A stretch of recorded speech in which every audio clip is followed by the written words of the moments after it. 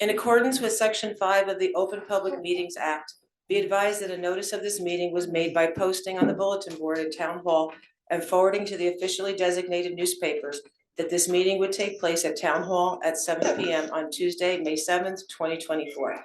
Meeting details and the draft agenda were also posted on our Township website. Please stand to salute the flag.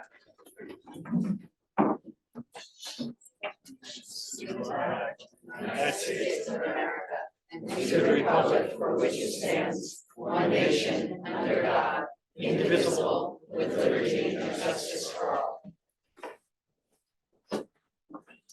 Roll call vote, please. Mr. Cohen? Here. Ms. Rufus? Here. Deputy Mayor Sacramandi? Here. Mr. Stoller? Present.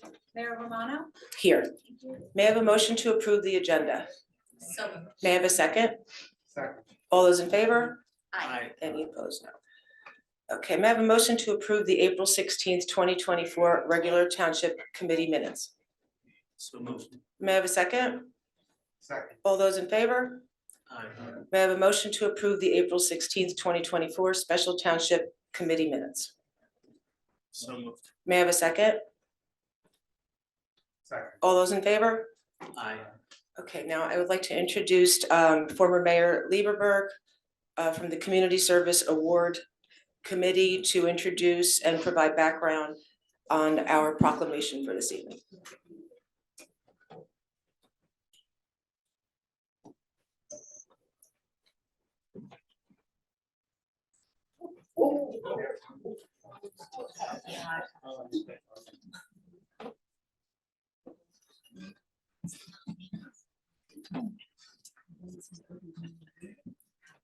Yeah. Good evening, members of the Township Committee. I'm going to have my colleague Jen Mann Rosenblatt do the honor of this award this evening. Thank you, former Mayor Jackie. My name is Jennifer Mann Rosenblatt. I am proud to represent the Township Awards Committee. And tonight we have the pleasure of awarding this recognition to the Charles T. King Student Loan Fund. And I think it's very important that we are recognizing this amazing organization, especially now, because in light of the fact that their application process closes on May 20th, we wanted to draw attention to the incredible service that this organization does for our community. And I would venture to say that a lot of people do not know what they have been doing over the 92 years that they've been in existence. So we're really proud to be able to highlight the work that they've done, the 850 students they've supported with over $3 million in subsidized and loan, no free loans. So for higher education for our students in our community. And you'll hear a lot about what they've done in the proclamation that will be presented. But what I think before I introduce Lily Lee, who is the president of the board of directors, what I wanted to do was read some of the feedback from a recipient and in that person's own words, what this award has done for her and her ability to pursue higher education. And I'm assuming it's a her because I don't know, but it could be a him or a they. But also what's important to notice for me to point out is this, the board of the fund goes to enormous lengths to keep everything confidential. And they don't want anybody to be dissuaded by knowing somebody on the board to be able to apply for the fund. And that's really important point to make. So here I go. One second.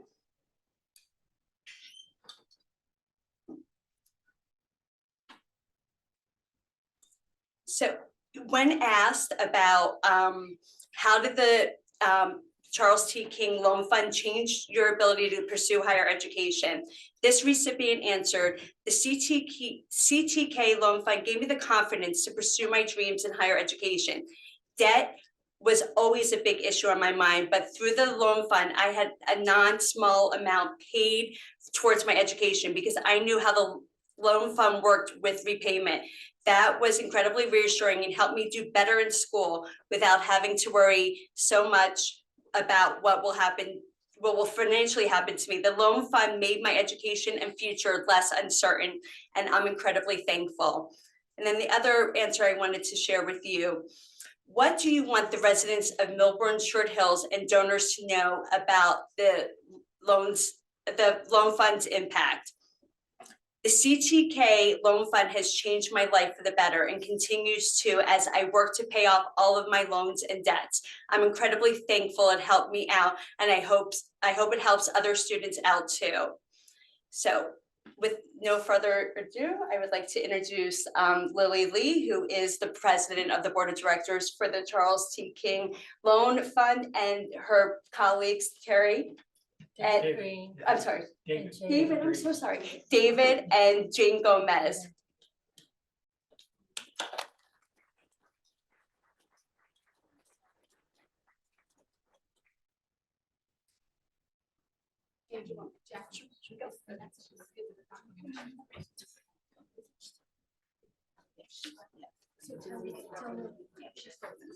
Like she's gonna read the proclamation. Oh, okay, sure. That would be great. Just tell me which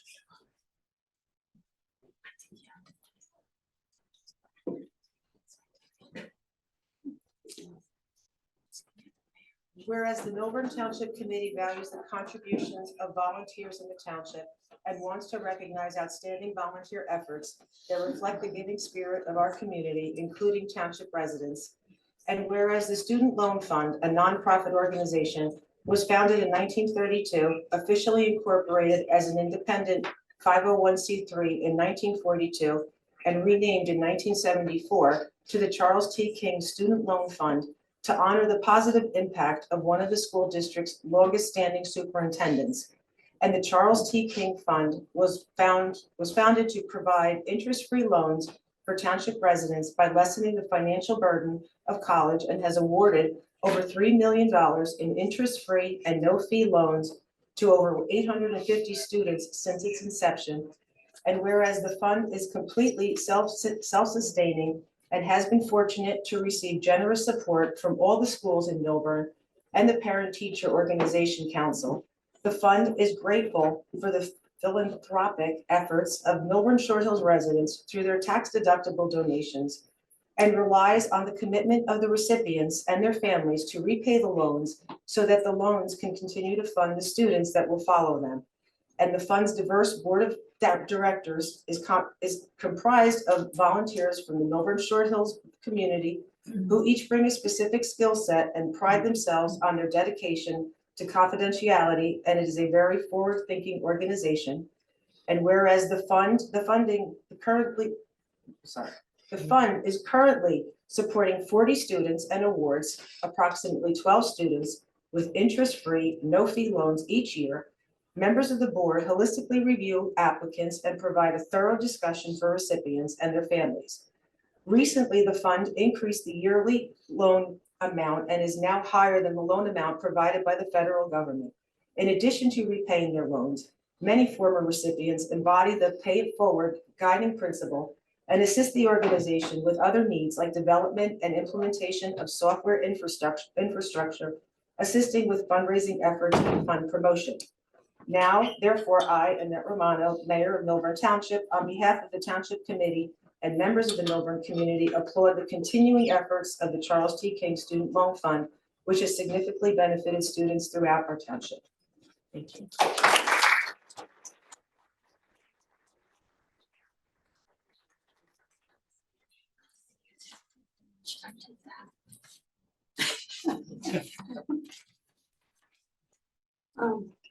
Thank you very much, You wanna Jack. face us? Oh, Why don't how you do you take the mic?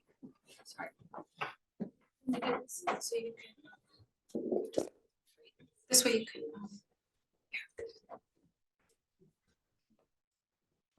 This way you can kind of see everybody. Okay. Audience. I'll go to the Committee. Oh. Yeah, just, that's it. There you go. That's it. Oops.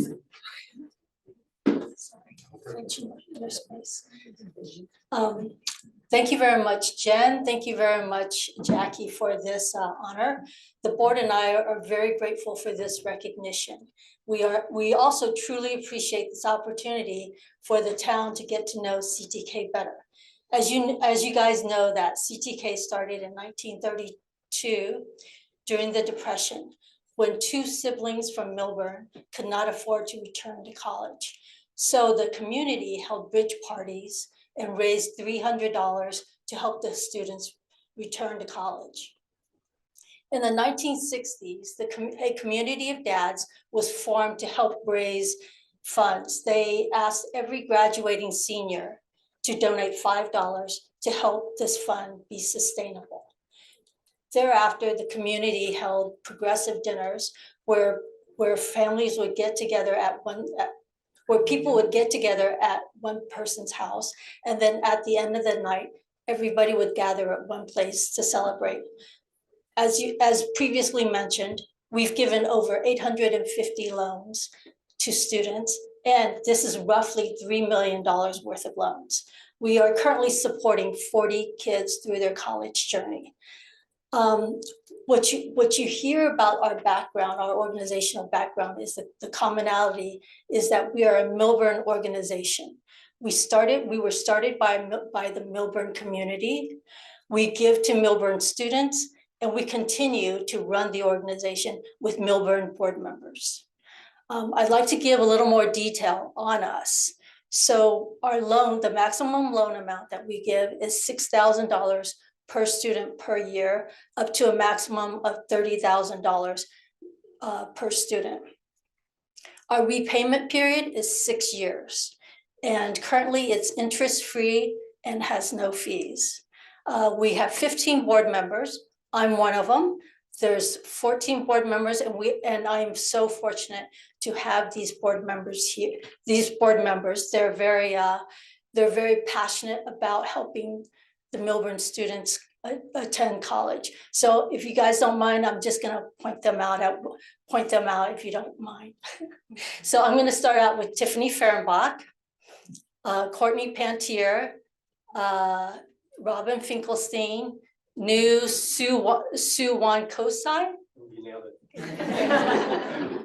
Robin Schanberg, Sonali Ganti is our newest board member. You're going to hear from her because she's going to be working on the progressive dinners, restarting the progressive dinners.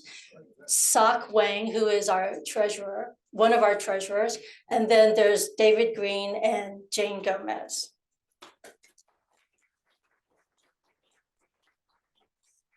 So if you guys don't mind, I just want to spend, I'm going to give you a couple of quick stories about what we do. So recently, back in October, we had a Milburn mom approach us. This Milburn mom told us that her son was unable to, her son is a sophomore at a nearby college, and her son was unable to pay his tuition for spring. And the reason why is because he had full financial aid his freshman year, and he had full financial aid his sophomore year fall semester. But what happened was that the mom had made a little bit too much in overtime so that they didn't qualify for some of this financial aid. So they needed $6,000 so that he could enroll in a nearby college for spring. They approached us. Oh, the other thing you should know is that the mom was injured, so she couldn't go out and work overtime. So as a team, our board approved and helped this kid attend college in his spring semester. That's one story. The second story, and again, it's going to be a brief one. So several years ago, when we had just closed our application, and we found out about a Milburn dad who had a heart attack. It was a severe heart attack. So we opened up our application, and we encouraged the family to apply for a student loan because you know, the dad was the sole provider for the family, and the dad had 2 Milburn seniors going to college.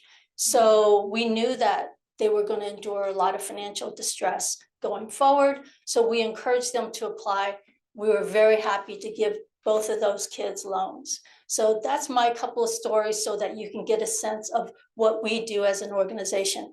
I've asked David Green and Jane Gomez to share if they had any stories or comments with you guys. I just wanted to address one particular idea that you look at $6,000, used to be even less than that, like $4,000. What can that do for somebody? Well, we had somebody who really did pay it back. It was a member of our community, took the loans, went to school, graduated, came out, paid the loans back early, as I understand it, and came on our board. So he was a big help. Unfortunately, or for us, fortunately for him, he's left us to go to the West Coast to get his PhD. So that shows that we can have an impact. And he in particular, one night we were sitting around talking about, well, are we really making impact with having loans in the, $3,000, $4,000, $5,000 when tuition is ranging up to 50, 60, 70, 80, even some $100,000. And he promptly said, yes, I would not have eaten during my 4 years in college had it not been for Charles T. King. So I just wanted to add that to show that even though we sometimes don't think we make a difference, we obviously do.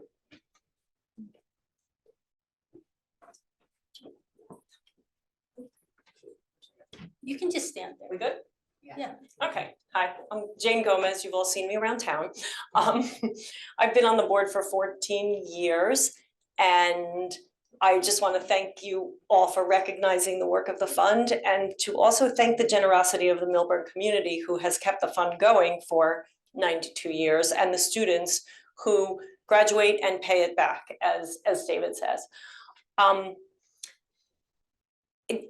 Over the past 14 years, I've had the opportunity to interview over 100 people to make qualifying decisions on our interest-free loans. And it never gets old. And every single year I come away so inspired because our students are hardworking and resourceful and optimistic and driven, and they have dreams. And it is truly a pleasure to be part of this fund that will help make their path easier. So thank you again.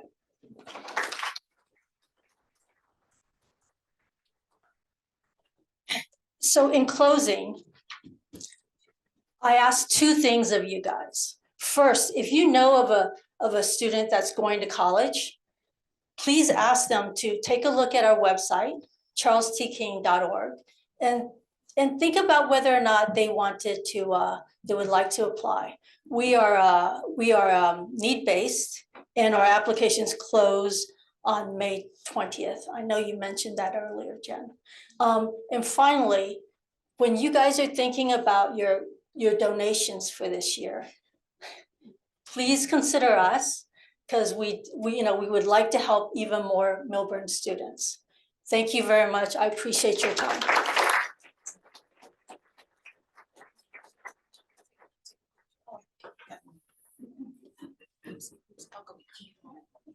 Yeah, all the board members should go up for a picture, right? And you're gonna take a break, are you gonna take a break so they can take a quick picture? No, I think somebody out here, but I'm just, sorry. Yes. You guys can all just come up right here, take a photo. These pictures with us?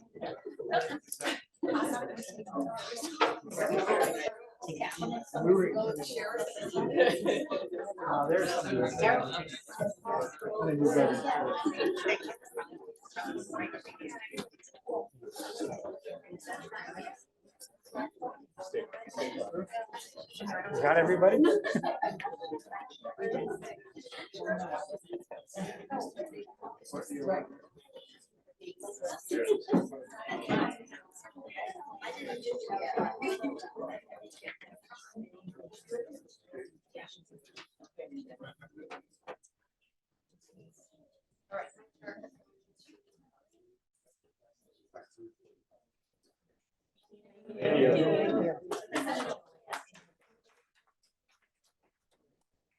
I'm gonna take a quick 3-minute break for anyone that wants to leave.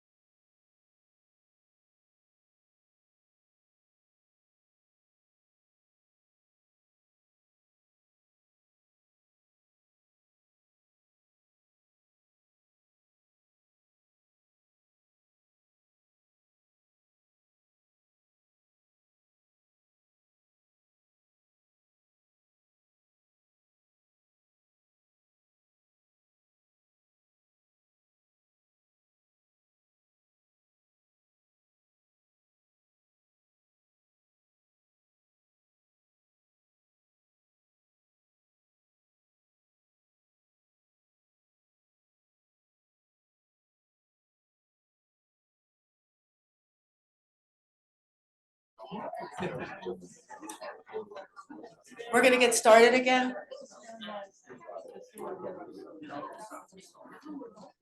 Okay, we're going to reports right now, and I'm going to begin. So just wanted to let everyone know that I did speak with our JCP&L liaison last night. And while I can't make any promises of when the work is going to be completed up on Fairfield, Martindale, I am in communication with her, and put it on my weekly task list to check in with her, just to make sure that we stay on the top of the radar. So just want to let everyone know that. With flood mitigation, the township has made an application for the fiscal year 25 community project funding grant through Congressman Sherrill's office for the bypass at the Orange Reservoir. This has been a conversation that's been going on for a couple of years. So we're very excited that we were able to get support from all the stakeholders. And Mr. McDonald can add to that later if he wishes. The Art Advisory Committee, the art show is currently happening at the library until May 30th, the art display, I'm sorry. They honored they announced their annual scholarships with 33 pieces that are on display at the library. There's going to be an awards ceremony later this month where they're going to give the recipients gift certificates that will help for supplies for college and certificates of achievement. That ceremony is on May 21st. Founding Day reminder, May 18th from 11 to 4. They're still in need of volunteers. The email to volunteer is mshceda@gmail.com. And we're also going to stuff the bus again this year for the food pantry. Just a reminder, please, we don't accept glass, open items, or expired items. The parking ad hoc, an issue did come up last week, I believe, with an employee of a resident receiving a parking ticket outside of their place of residence in the morning hours. Other factors were involved, but we do understand that this can happen.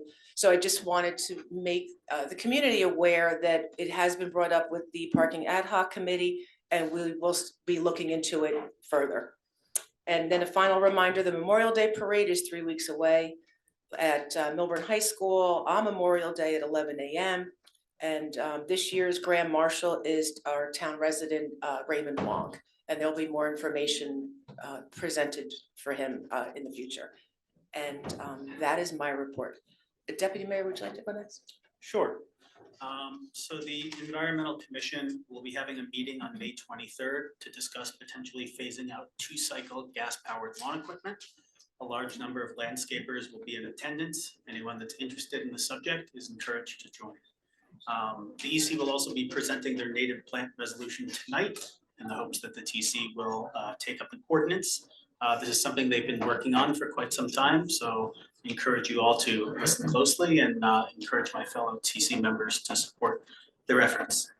On Saturday, I was invited to a private gathering of about 40 residents from the Winthrop and Keene neighborhood to hear their concerns about crime.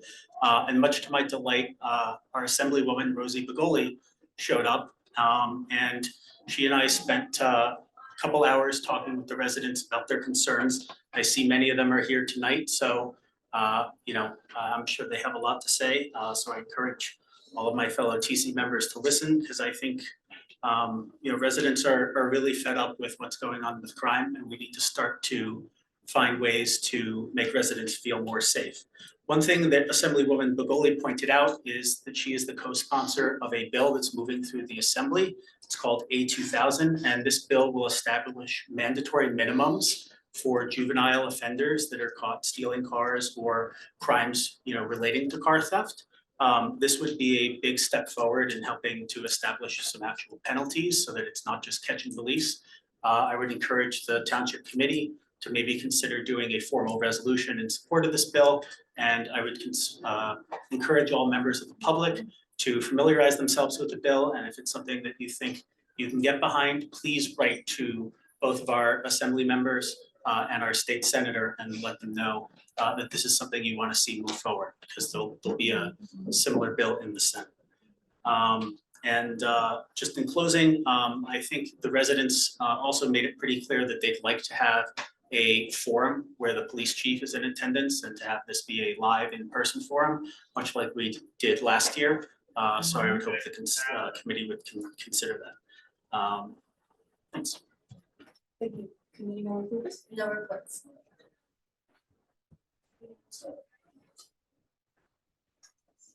Sure, hi.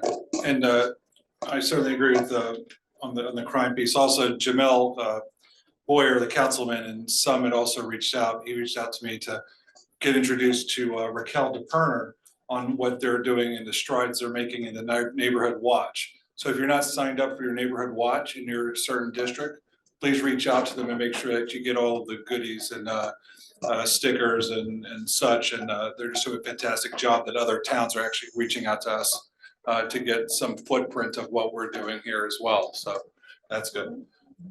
Jumping into my committee reports, a lot of committees. Recreation Committee, you guys might have noticed on Saturday we were busy downtown. Got to spend the day with Chris Drucker doing the fishing derby. 130 kids registered. One young lucky kid won. He was very happy. There's a 4-miler at Giro Park on Sunday, June 2nd. And then the pickleball court construction has started at Giro Park with the hope that the project will be completed by July and everybody can enjoy pickleball for the rest of the summer. Special Improvement District, SID, Morris Turnpike Hardscaping Project. The Explorer has hired SID-based, actually a member of the SID, Clark Service Professionals to conduct hardscaping on Morris Turnpike. Any areas with broken rock and asphalt will be replaced over 3 days, starting actually tomorrow, if you see it on the street. Then we also have a district-wide cleaning program also provided by Clark's, which is a 12-week sidewalk maintenance contract where they'll go through and clean all the streets, hose them down, pick up litter, etc. You'll see starting on September 29th, actually today, that through September 29th, we have sidewalk sales. All storefront businesses are able to display their wares in front of their space during normal business hours. So we encourage everyone to shop local. And then the founding day and 100th anniversary of the dedication of Taylor Park is on May 18th from noon to 3 p.m. at the Bauer Center. Not a Township Committee meeting goes by where we don't mention Girls Night Out, which will be on June 6th. Affordable housing update, I'm going to defer that to Jared. Also the Board of Education liaison. I don't know if you guys saw, but our school system had the very best SAT scores in the state. So big kudos to them. I think 1378 or so was the average score, which is amazing. Our school system was also ranked second in the country nationally behind Massachusetts. And then just a sad note, Christine Burton has announced her retirement on October 1st. So we want to thank her, and we'll have plenty of time for her dedication and success over the years. One other part of the Board of Education that came up was this busing contract, which is basically doubled in the last 2 years, 100% increase due to just enormous costs in maintenance and wages and gas and finding drivers actually. So there's a lot of discussion on whether we could look at the sidewalk programs and if that would increase reducing the busing cost.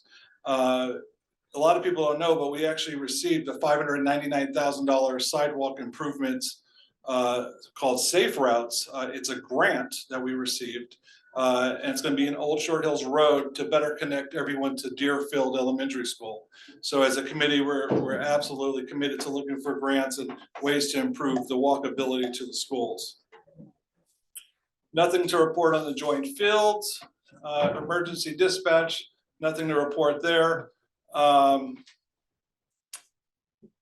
We did receive the $750,000 Green Acres grant for the playground, which is the groundbreaking, I believe, is coming up in is that later this summer. So we'll announce that. And then the $2.5 million grant from our Orange Reservoir bypass that the mayor announced is fantastic because we've already got buy-in by East Orange and Essex County. Those are the two big stakeholders that we needed. And we have those two fully on board, which means that Congresswoman Cheryl will hopefully run this through. So that's it for my reports. Thank you. I just mentioned that this weekend was the library book sale. It was a tremendous success. And thank you to all the volunteers, and thank you to everybody who came to purchase books to support the library.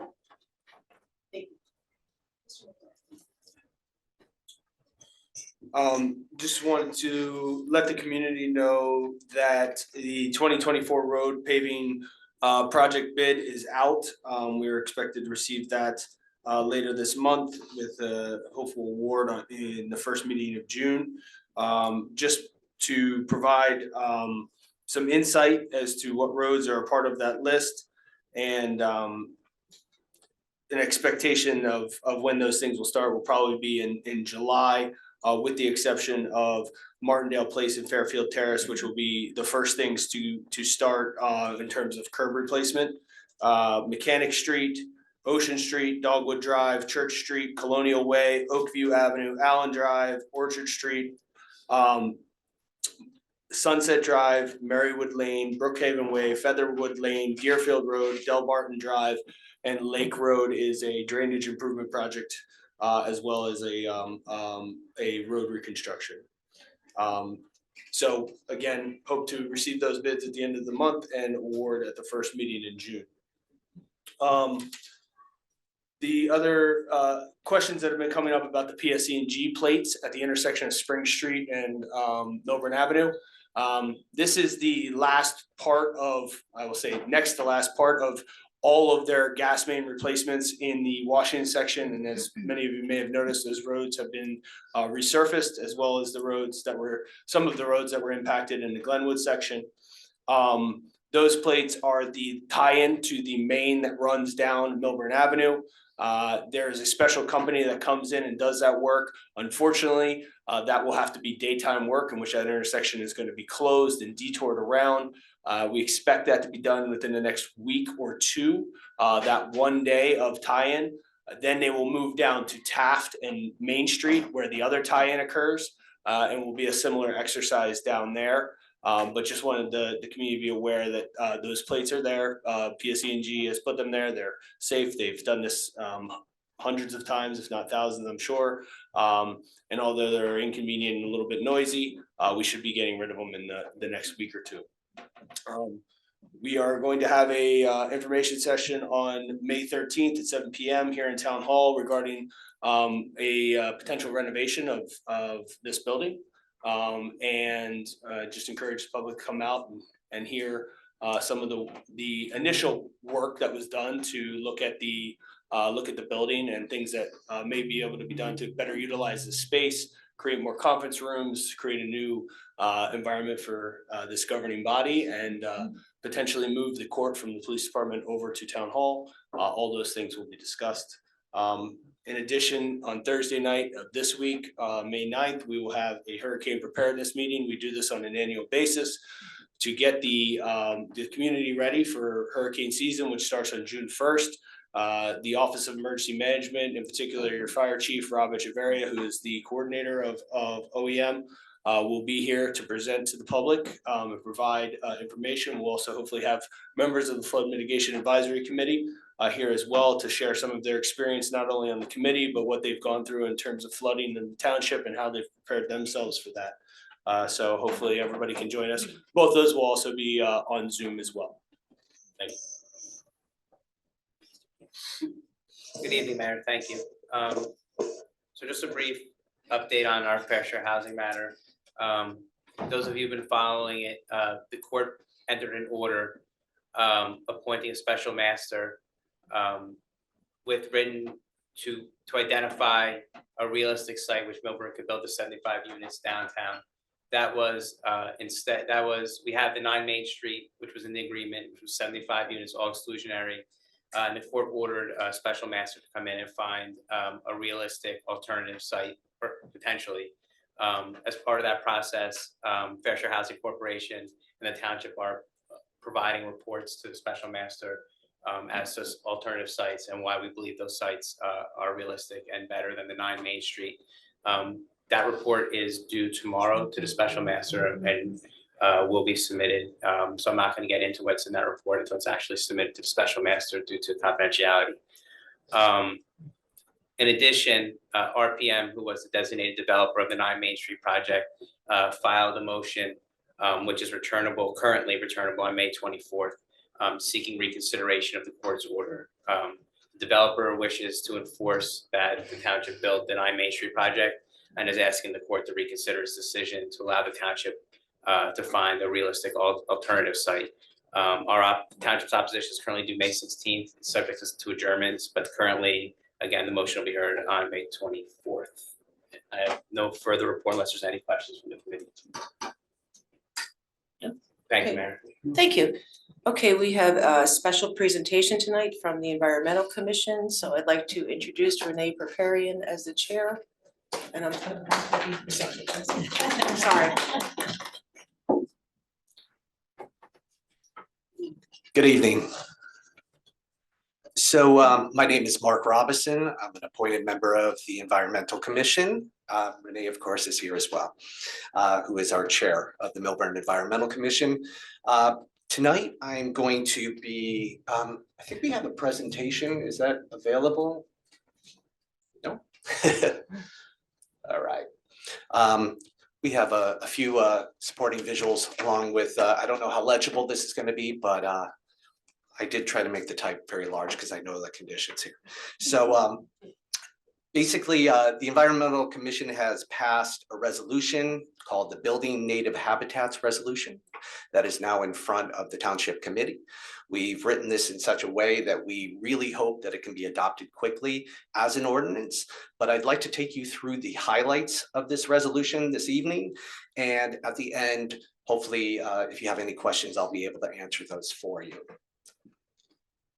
I'll give it a moment to see if we can get the presentation up.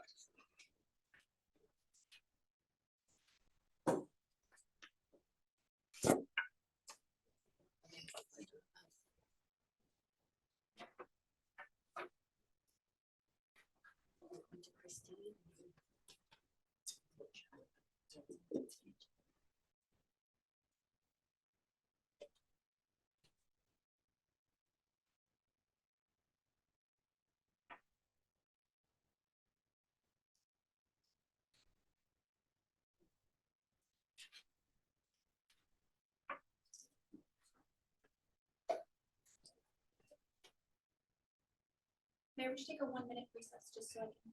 Sure, just gonna take a 2-minute break.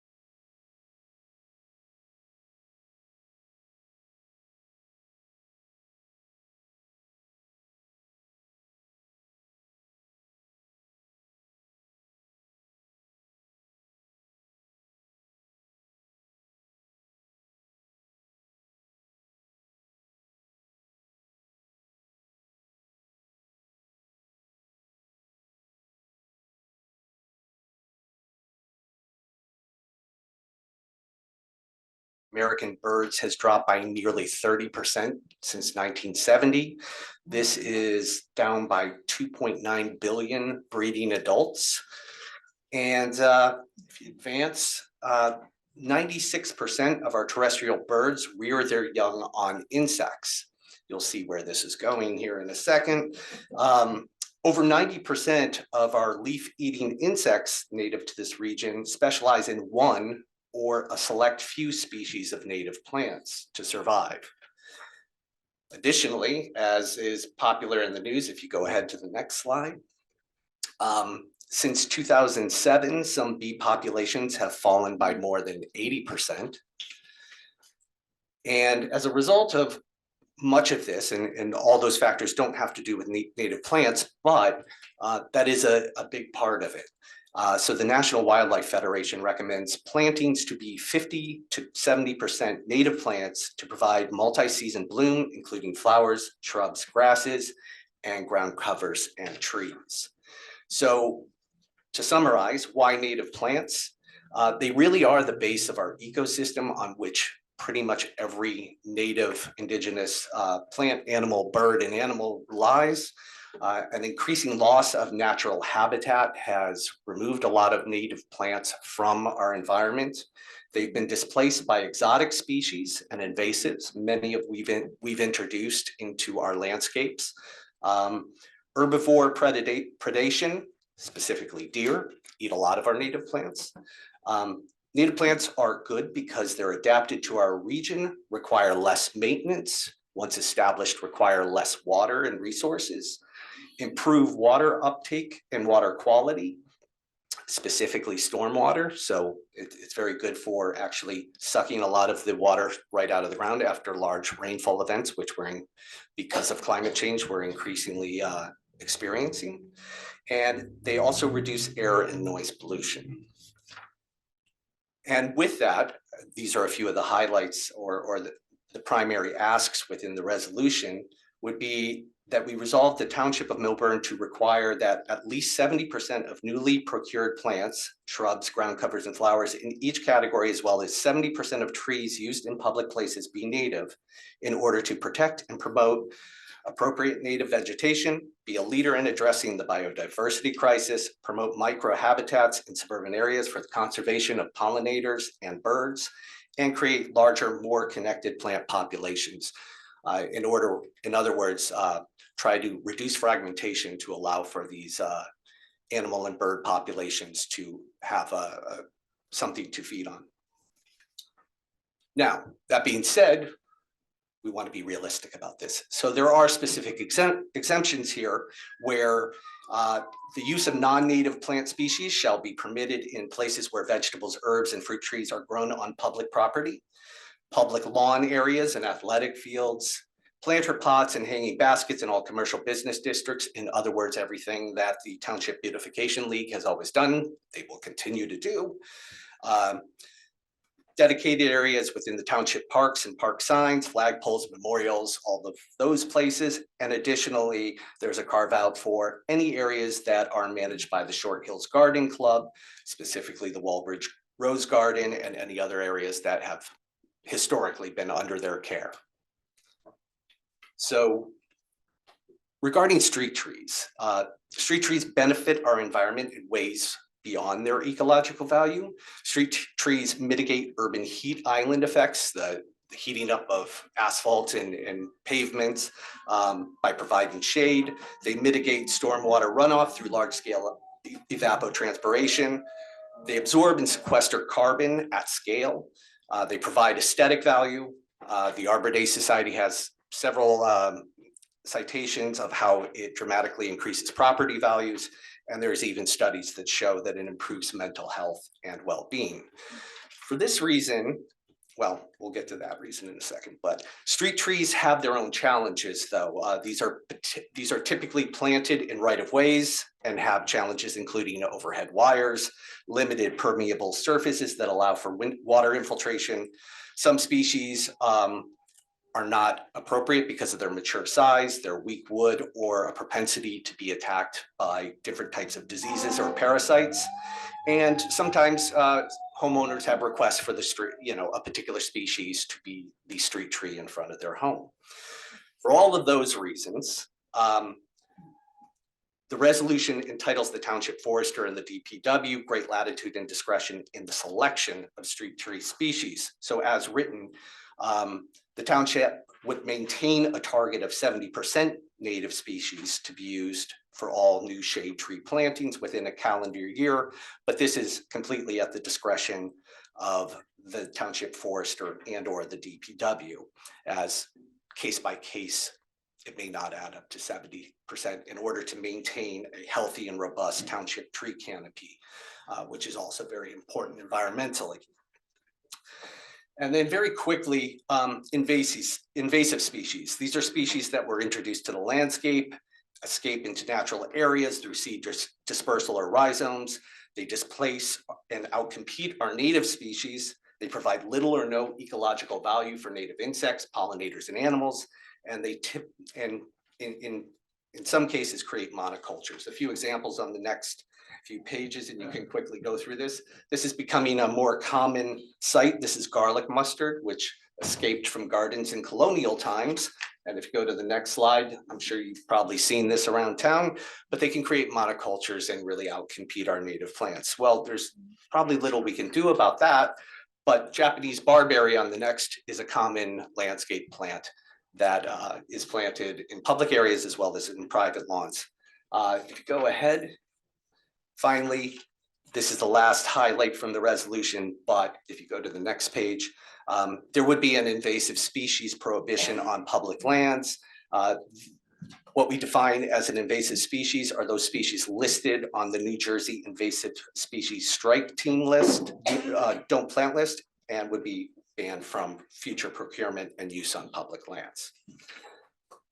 Finally, there is a clause that allows for adaptation. We understand that with climate change and various environmental effects continuing to change, the Milburn Environmental Commission, by way of an annual memo to the Township Committee, would review the above exceptions and procurement percentages annually and make recommendations to the Township Committee for changes as the marketplace for native plants and trees evolves to meet demand.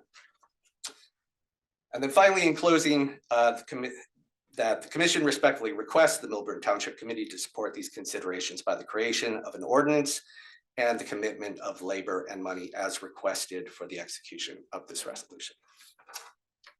Thank you. Thank you, Mr. Robinson. Does anyone have any questions or comments? Have you discussed this? First of all, you talked about public land, so would this apply to the Hartshorn Arboretum as that is public land?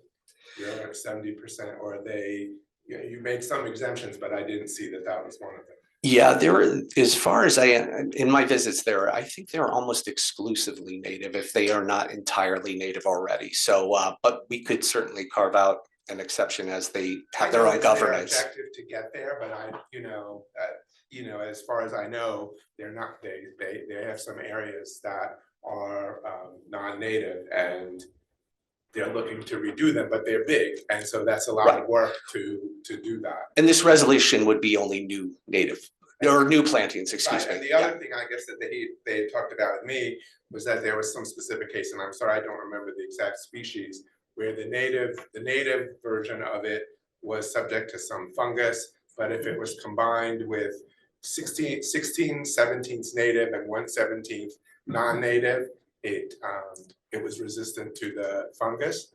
And so I guess all I'm saying is, as a major public land here, I would think that that they should be, that their executive director should review what you're doing, and I would be interested in getting his opinion on it as it pertains to the Arboretum. Absolutely. As far as I understand, their governance is completely in line with our intentions. So yeah, that'd be great. Sure, I have one quick comment. Did you guys redo the pollinator garden? And for anybody who hasn't visited our pollinator garden, was that on the east side of Taylor Park? You guys should all take a visit and walk through it. And Mountain View. It's a traffic triangle adjacent to Taylor Park, yeah. Correct. So if anybody hasn't visited, it's fantastic, and I really appreciate that. Did you guys redo it, or I saw there was it was kind of it was a new pattern of some sort? No new pattern. I went and cleared away. We let as it's recommended for everyone that you let your plantings remain as is for the winter to allow for insects and some little critters to overwinter in the leaves, in the stalks. Some bees or other insects they live over the winter in stalks. So we did that in the native garden, and thank you all for understanding that there's beauty in what looks like a lot of dead plants. They're not dead. And then I went and cleaned it up. And I had one lovely woman who helped me. So as I cut down, she carted away. We piled it where I was told to pile, and DPW took it away. So you just saw cleanup. Anyone else? Just, Alex, we received a memo from the town forester that I would say had some reservations about this ordinance. Do you want to discuss that, or what? I mean, she wrote it to you. Yeah, I mean, I can just, well, I think there's only one reservation, quite honestly, is that was the percentage of trees. Currently it's at 70%, and I think she had asked and had worked with the Environmental Commission to see if that could be put at 50%, giving, you know, her experience and expertise in this. And, you know, I actually had a couple questions, if that's okay by the Township Committee. One of those being what, you know, whether that consideration was made and whether, or what the answer to that was, in particular, given, I know that you put in there, I guess it's an exception for fruit trees. So when somebody says cherry trees, they mean fruit trees?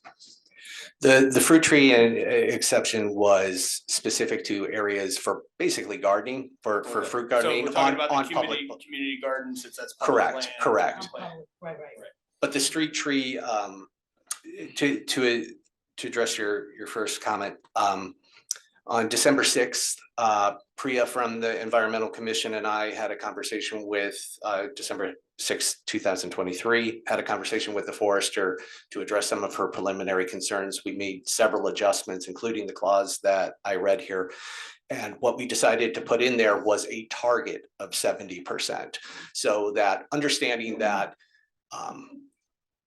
hers or the DPW's decisions to plant trees are sometimes on a case-by-case basis for those environmental commissions. And therefore, if she wants to, decides to put in one tree here and there, it's going to be difficult to necessarily always manage that 70%.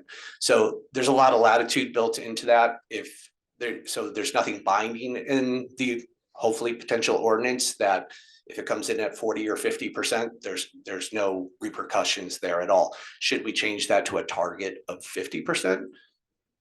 We could do that. Well, so I guess my question is, so the ordinance is, I mean, there's a degree of binding in an ordinance so that you can, you know, hold something accountable and that you're. Sure. And this pertains to the township, right? This is not necessarily private property. Strictly Correct. Public land. Strictly public land. And yes.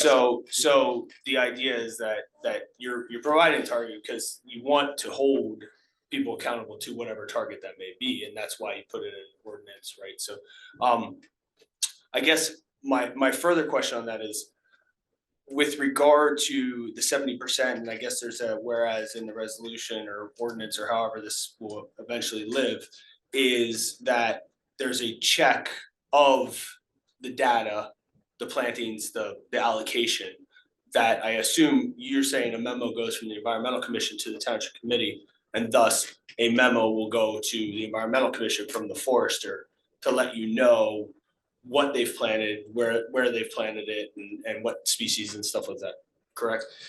We could include that as well. That's fair. We do not presently have that as written. But how are you gonna have the information? That's a great question. Yeah. Okay. Yeah.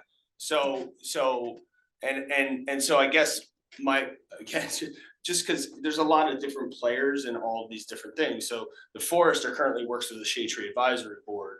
And so how does that integrate into sort of this? And talking about trees, because I think that I've had conversations with Stacy, shrubs, like all that's fine. I think there's an understanding of full commitment to that. And if not already trying to do that, in certain places, but it's kind of the trees that trip me up on this from a. And honestly, we have gone over Stacy's concerns. Mark and Priya discussed it, and then I guess she emphasized her concerns again in a memo that was shared with the Environmental Commission. Right. That was addressed as Mark, I think if you take your concerns and you take a look at the presentation again and read the resolution, you'll see that every single one of her concerns has been addressed, and she shouldn't have those concerns any longer with the resolution written the way that it is. It was tailored. And if the forester or DPW does, then we would just simply request that very specific feedback come back. What would you like to see changed in the resolution? Because, well, I've seen the memo, and it's hard to argue with anything in the memo, but I don't see any specific requests as it relates to the language of the resolution. I think, as we kind of, whatever the committee is also kind of working out what that process looks like, because now the forester would be, in terms of that, is that a report she's giving to both the Shade Tree Advisory Board and the Environmental Commission, or does it just go to the Environmental Commission? So I just, like, in terms of process and how that works internally, I think it's just important to work that. Not necessarily something that needs to be spelled out in the ordinance, but definitely something that needs to be understood by all the. That's fair, yeah. Absolutely, yeah. Thank you. So I think before we move forward, should we have those conversations with Shade Tree and I'd like to hold up, and I'd also like to speak to Taylor Whitman from the Arboretum. I'm sure you're right, but as a custodian of a major piece of public land, I want to make sure, I don't want to pass a resolution that he hasn't seen. As a trustee of the Arboretum, I don't think, as I don't think that's appropriate. So I'd like to hold off at least till the next meeting. Yeah, and we're aware, was it the beech trees that the Arboretum's having problems with right now, the beech trees? So that's what we're talking about. That's why disease, it was a concern of Stacy's. It's a real concern, and that's why it's addressed in the resolution. Okay. Sorry, just one more. Does it specify public land owned by the Township of Millburn? It's municipal property. I believe that's stated several times, so. No, I understand, but we have several government entities that own land in the Township of Millburn. So you have Orange, East Orange, and Millburn Township. So maybe just a specification that it's our public land that would be. That makes sense, yeah. Okay. Thank you. Thank you very much. Thank you. Thank you, Renee. You're welcome. Hopefully it will be by ordinance. Thank you. It's only a resolution.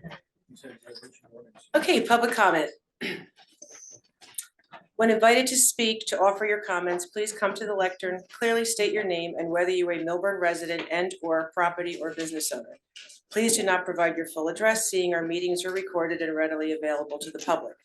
For the convenience of our community, there is a remote option. If you called in and would like to comment, please press *6 now. If you are attending by computer or electronic device, please click the raise hand button and be sure your video is on when you comment. All members of the public wishing to speak will be put into the queue to address the committee. To help facilitate an orderly meeting and to permit all to be heard, speakers shall limit their comments to 1 3-minute session. You will be prompted when there is 30 seconds remaining. A reminder that this is not a time for dialogue or to debate a matter, and that this is a time during our business meeting for the public to offer comments. I will now open the public comment period.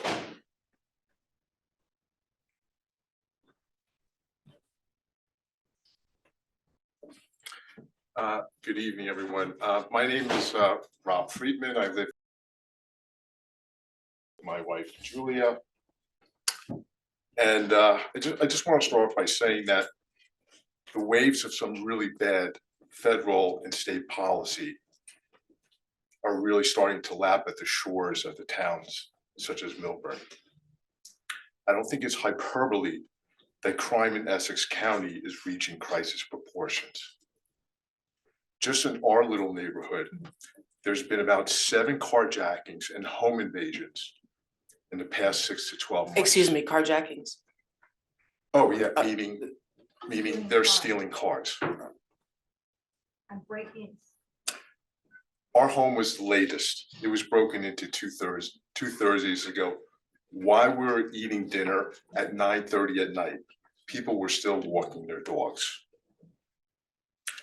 Now's the time, in my strong opinion, that the town, primarily the police chief, participate in a forum to meet with all the neighbors of Short Hills and Milburn who are willing to participate, to come up with innovative ways to prevent this crime wave that's going on here. Anyway, I have a brief targeted question. I don't know if the township attorney is here. Yes.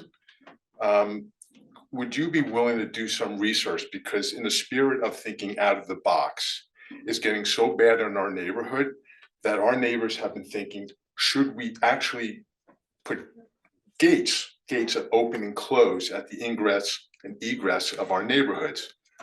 At the very least, could we do some deep dive research into seeing whether or not that is an option? That is how bad things are getting. You don't have to have your house robbed to must understand what it feels like, the anger, the frustration, the fear that we now have before we go to bed every night.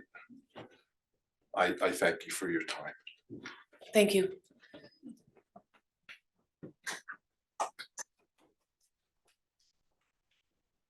My name is Matthew Norla. I live same neighborhood.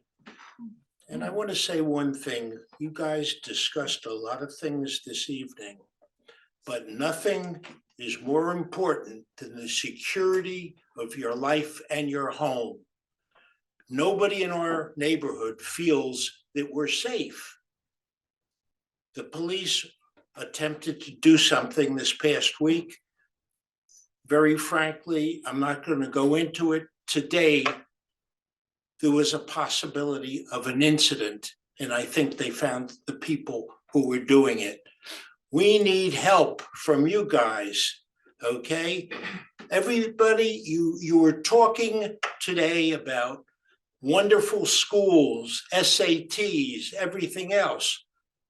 Nobody gives a damn about it if you're not safe living in this town. Real estate values are going to go down, not up. We live here for a reason. We want a nice life. We lived here many years, and it's getting worse. And I know there's legislative talk about changing things. We can't wait for that. This is reality. Let's move on it now, please. Okay? That's all I'm going to say. Thank you. Thank you.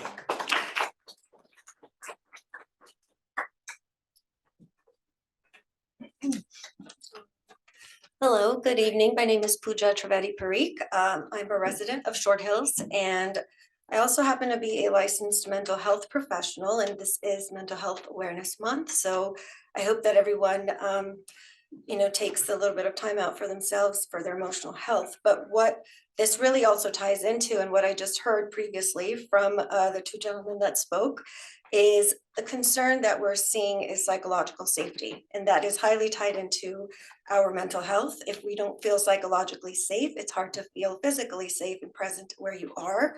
I'm also here to just speak about the increase and escalations in the patterns of crime that we're seeing. I've been involved in following this for quite some time now, and because it was affecting my neighborhood of Poet Section for quite some time now. We've had some very large scale, identity fraud thefts to breaking and enterings, as well as escalations with, forced entry. So I, would just love to foster some thoughtful dialogue and see if there's ways that we can further the work that we've been doing and to increase the support and collaboration with our police and for our police, because I do believe that if we cannot give the proper resources, and I'm not saying that's the case, but if that is an issue, then that is up to us to try and address.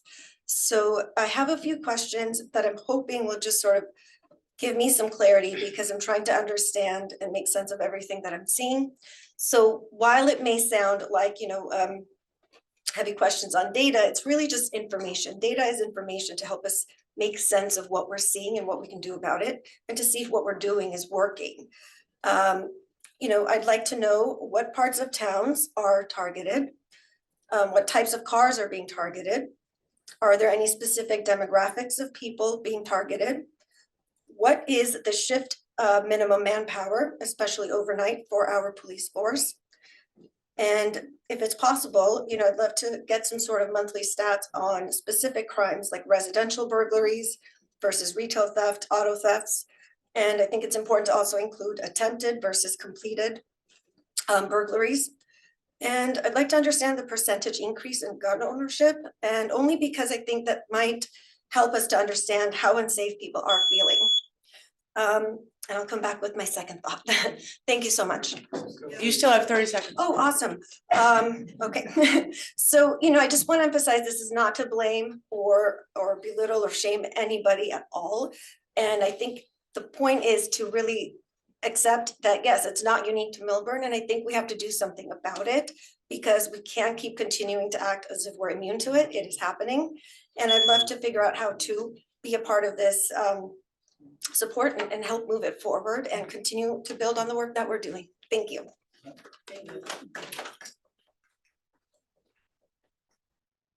Hi, I'm Adam Shanker, 41 Keene Road, and I'm here with my wife, Yu, and our neighbors from the Keene Road and Winthrop Road area. And I want to thank our deputy mayor for coming and visiting with us this last week, and it's very helpful and insightful. And, you know, we just have a big problem, and I think for a while what was happening was everybody was stealing the key fobs in everybody's cars because people were leaving the cars unlocked and the key fobs were there, and it was easy for them to just take the cars. Now everybody's onto that, and everybody's locking up their cars and keeping their keys at home.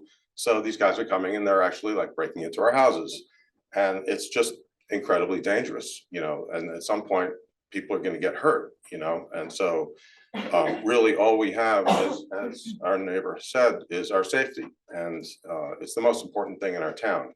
It's more important than the school system, it's more important than the environment, it's more important than anything, because you know, if we don't have our safety, what do we have here? You know, there's no reason to live in a beautiful town like this.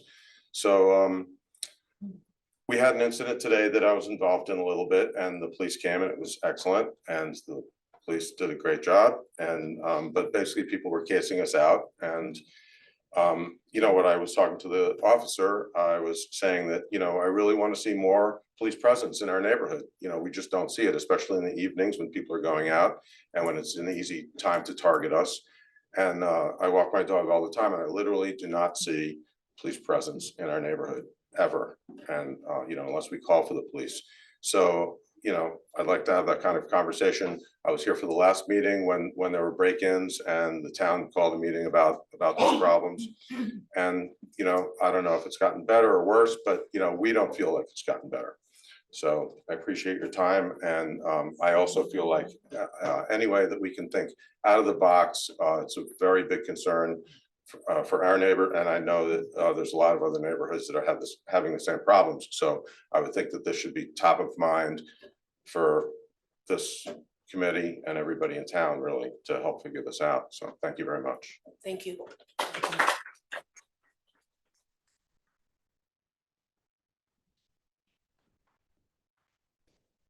Oops. I guess it's not made for short people. You can hold it, you can hold it, that's. My name is Eileen Klein, and I live in the same neighborhood as my neighbors that just spoke. And I don't really have anything additional to add, other than, you know, we are all pleading with you guys to be advocates for us and the rest of the town, because safety is the utmost thing. I'm a nurse, and, you know, my whole life is dedicated to safety, and this is, you know, very personal as well as global. So please do what you can, and please try and get the police on board to be cooperative and speak to us freely, because apparently some of the police department aren't willing to talk to us. So please, thank you very much. Thank you.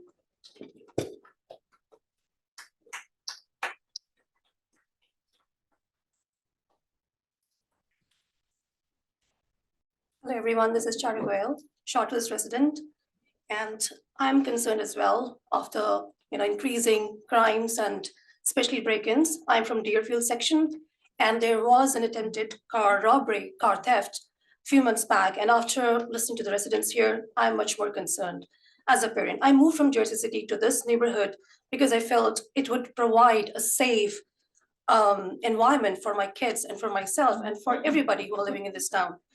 But I have seen too many incidents now, and I'm really concerned as a parent to even leave my kids alone.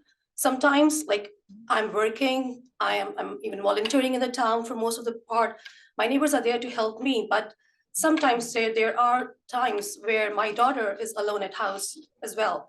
I'm concerned my son, who is 8 years old, to go out biking because I normally don't see that much police presence. And there was an attempted car theft just a block where I live. So I'm just asking if we can have more police presence, if we can have more street lighting, which is very dark in the night, on Silver Spring Road or Short Hills Road. And if we can have more license plate readers on the main exit, which would enable us to feel more safe and would deter all of these crimes. Thank you. Thank you.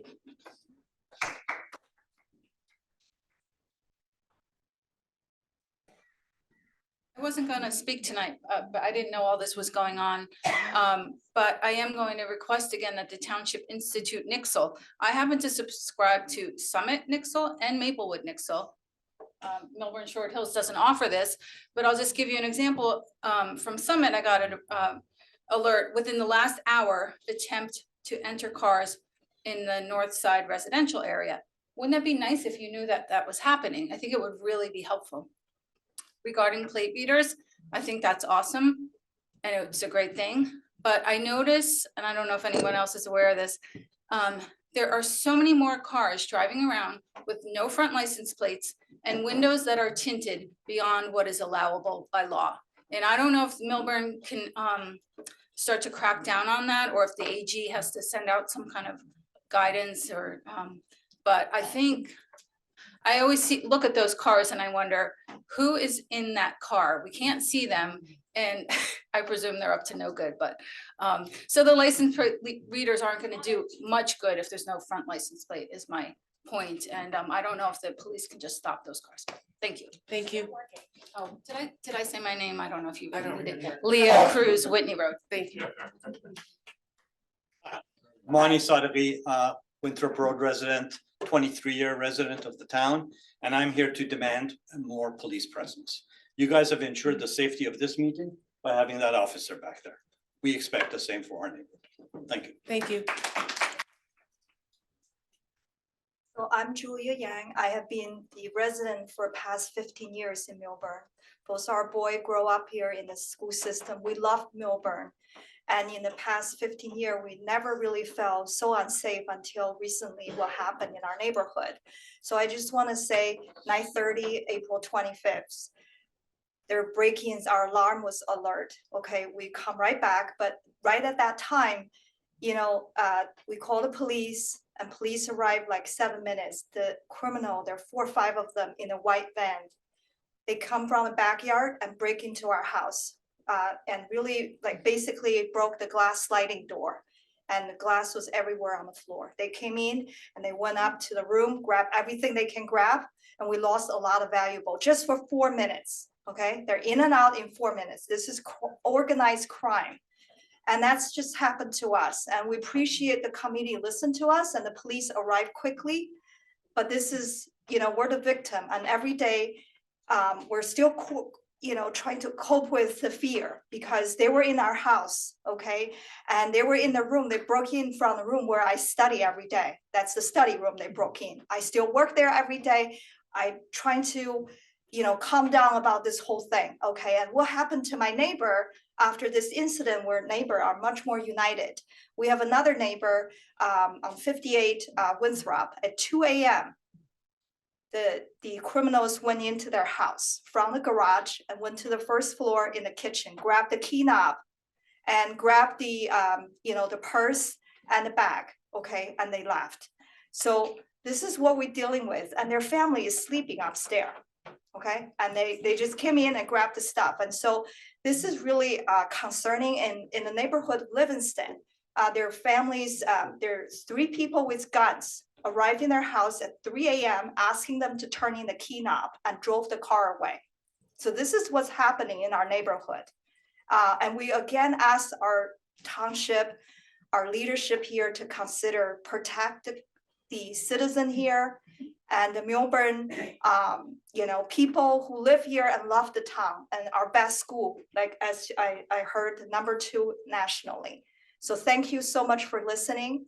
Okay, one more thing is a lady in Chatham. This is what we heard from police who arrived. Basically, in the middle of the day at 12:30, she arrived at the house and someone is watching her. She went upstairs. So someone just went into their kitchen, grabbed a purse with the car key, drove away. So this is what's happening just a few weeks ago. Okay.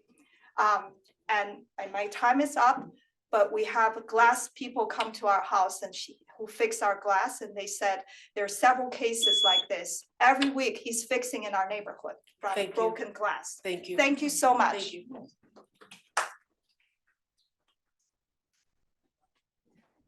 My name is David Klein. I'm in the neighborhood. I wasn't going to say anything, but I recall something that happened when one of my children was playing soccer. And he ran just fast enough not to get to the ball. You, as the township committee and the police, can't just run fast enough or appear busy and not get the job done. People explained how it's changed their lives. One neighbor talked about what happens if it's a tragedy. It won't come back. Having been in the military a short time, and certainly the police are aware of it, the idea of concentration of force. We need that now. We need that soon. I don't like what it'll do. It might drive them out of our section of Milburn Short Hills into another section or even another town. But the time to act is now.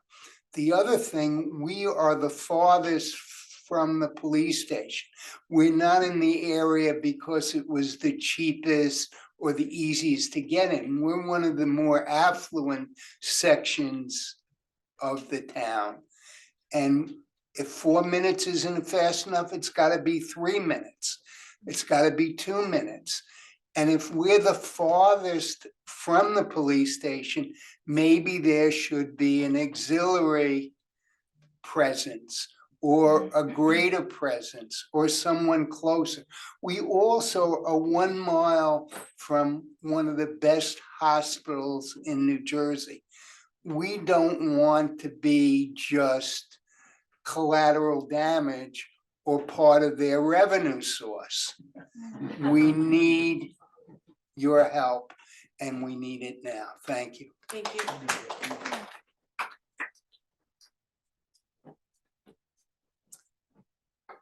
Good evening, Christine Best, Milburn Township.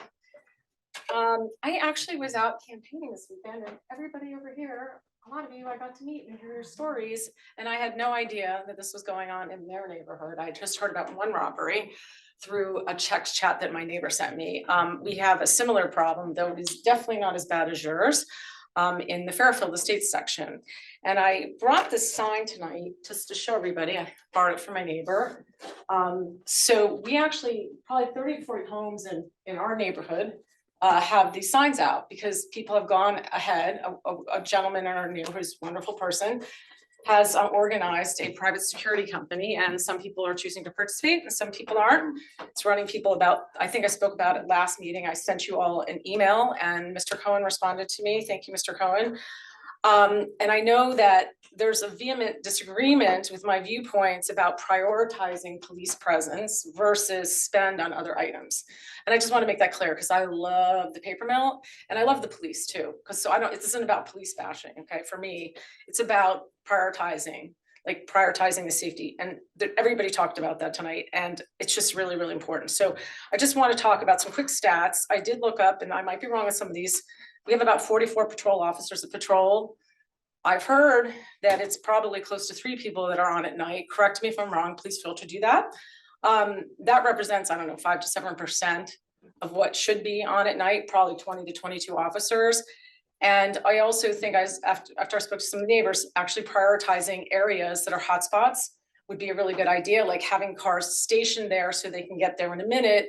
So the whole smash and grab you're talking about that happens in 4 to 5 minutes can be intervened with. I think that's something that could be done now.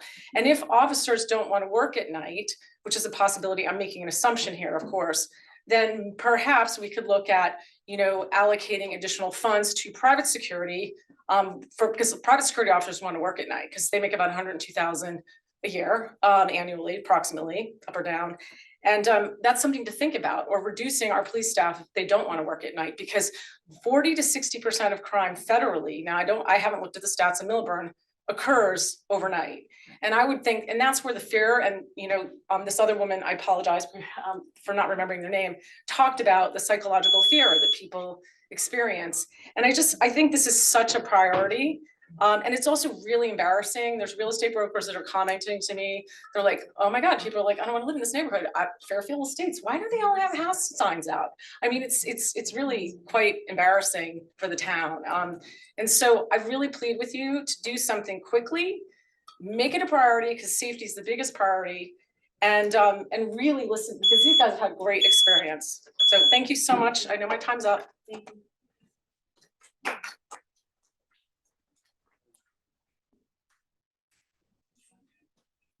Everyone, Richie Seibert, town resident. Wow, I'm amazed how much crime's taking place in this town that I don't even know about, and I thought I knew everything.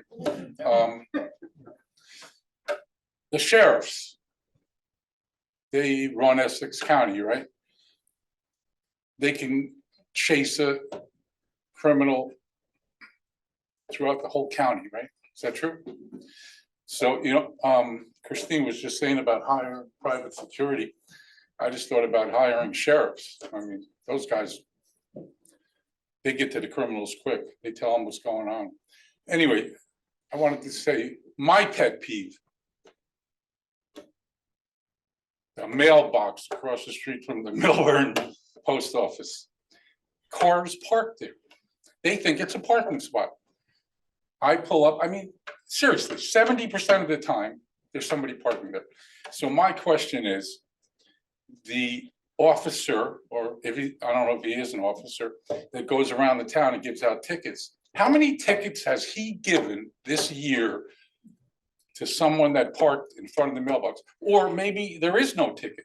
Is it an offense to park in front of the mailbox? I don't know. That's a question. But if there is an offense, I'd sure like to know how many tickets he's given out for that.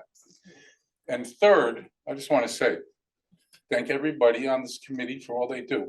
But I was astonished tonight to hear Mr. Stoller's report. I mean, how do you have time to work? Take care of your dogs, your family. I mean, seriously, like every day of the week, it sounds like you're busy. It's like, I just have to take my hat off and say, thank you. And thank you to all of you. Thank you.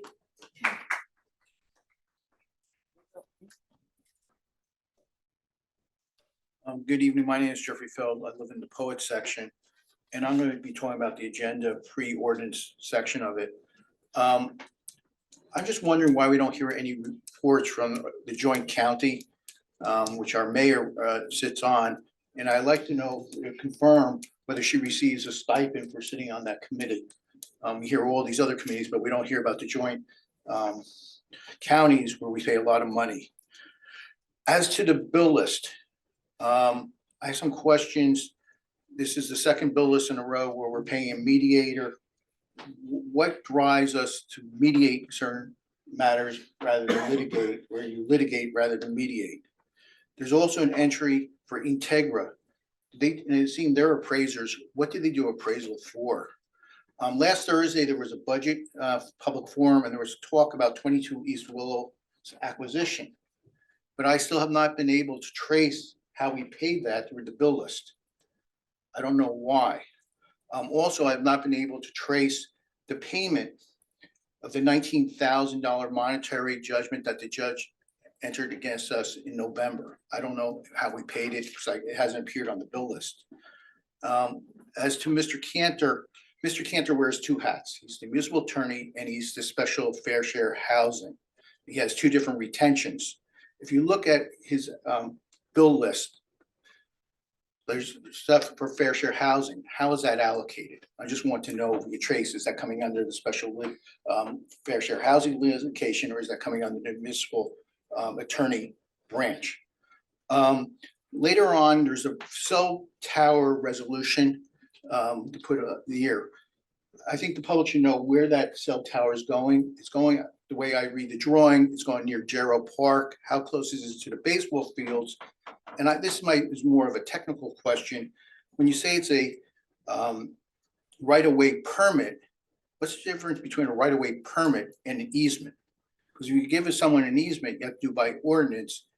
And if they're really like the same type of animal, that you're dealing with real estate, should that be done by ordinance rather than a resolution? That's a technical question for your attorney. At the last meeting, there was a question of a walked-on resolution. I filed a civil rights notice. I still have not received a response. I still have questions whether that violated the Open Public Meetings Act, your policy in regarding walk-on resolutions, because I don't understand what the urgency was for that flag raising, and whether it violates the state public policy involved robust informed civic participation. I mention this because in the last 2 days, our state Supreme Court has issued two very important free speech opinions. Thank you. Thank you.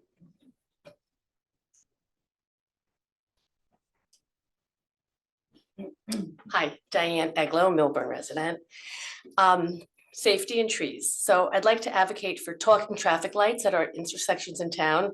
Jane is a very dear friend of mine for many, many years. We walk in town a lot. Alex, we came to you when she first got her seeing eye dog. And Milburn and Main Street is confusing. And I think for a sighted person, it can be dangerous. So especially for a low sighted or disabled pedestrian. I know these are county roads. I think it's something that could be discussed with the county. The intersections at Milburn, Essex, and Main Street could all have, I go to Newport, Rhode Island every year for convention, and it's just so reassuring to see the lights. They beep, they tell you when to walk, it's safe. 3 years ago, when I was on the committee, we spent a lot of time and money with MKW about revamping the entrance to Taylor Park on Milburn Avenue. Another safety issue. Putting those, the permeable, perky, whatever that's called, around it. The elm tree would actually be safer. The incline down to the park would be safer. The pathways in the park are crumbling. They're not safe.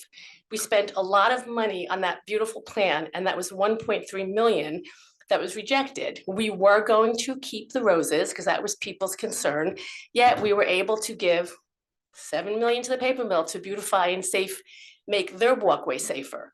It's not a main road, but the paper mill is. So I will quit talking about the paper mill, but remember, we just gave them 7 million, but the township 3 years ago couldn't bear 1.3 million for Taylor Park, where everybody benefits. So I also, trees. I know I had posted something that Milburn Avenue has no trees. If you can plant trees and fix the sidewalks on Milburn Avenue, that would go a long way for pedestrian safety, beauty, environmental benefits. And that's it. Nice to see you all. Thanks. Good evening, Phil Kirsch, Milburn resident. I'm going to speak about the commemorative flag resolution passed at the April 16th meeting, which resulted in the raising of the Israeli flag at Town Hall. I'm no stranger to minority causes. I was against the Vietnam War, but not against the soldiers. I was against the invasion of Iraq, but not against the USA. And I'm for a ceasefire in the conflict in the Middle East, but not against Israel. In fact, I was bar mitzvahed in 1963, right here in Milburn, at Congregation B'nai Israel, by the Rabbi Dr. Gruenwald, who followed the beliefs of Martin Luther King and taught his students that the favoring of any one group over another was not what God intended. It follows that seeing the suffering and death of Israeli men, women, and children, and the suffering and death of Palestinian men, women, and children as equal in God's eyes and then raising the flag of one without recognizing the other, of necessity, diminishes that other. We're all witnessing an emotional triggering moment with feelings running high. Most or all of us, especially in this community, know someone or love someone who is directly caught in this conflict. So we have an opportunity to hold our anger, suppress our allegiances, and exercise our maturity and humanity. It is for these reasons that I ask for 2 flags or no flag, just equity and empathy for everyone. In fact, we hear that thousands of Israelis wait to return to their homes, but millions of Gazans no longer have any homes. We justifiably hear the names and histories of Israeli hostages and casualties, but not of teenage Palestinians held in Israeli jails and women and children starved or killed in IDF bombings. One can attempt to rationalize or explain, but the imbalance is breathtaking. The imbalance in military response, the imbalance in resources, the imbalance in financial support and news coverage, and the imbalance in actions such as our township flying an Israeli flag with no recognition whatsoever of everyday civilian Palestinians and their plight. Further, since no timeframes are stated, will the Israeli flag fly indefinitely? Will the other permitted flags be put into a rotation so that no one would come to think this resolution was merely a pretext to fly the Israeli flag? Will the Palestinian flag be added to the list so that the government speech cited in the resolution can be more evenly balanced? I hope you all will consider these statements made not against or anti anything, but for what I perceive to be fairness and compassion. I thank you for listening. Good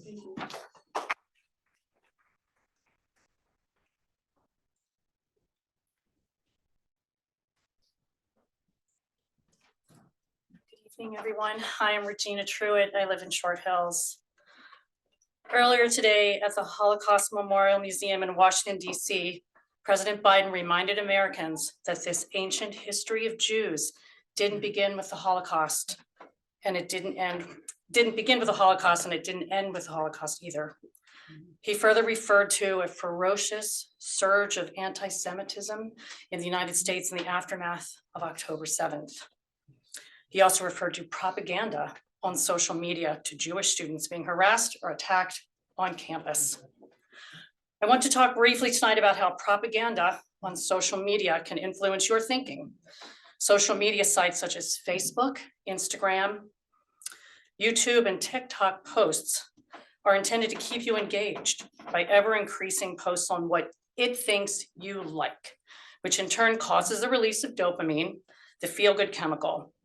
Images, misinformation, and politically motivated news spreads easily and quickly through the internet, with recipients looking at curated data that has been selected by the platform's algorithms to keep you engaged and clicking. Soon, the majority of your feed is homogeneous, designed to keep giving you what it thinks you want. If you click on content about whales, you'll get whales.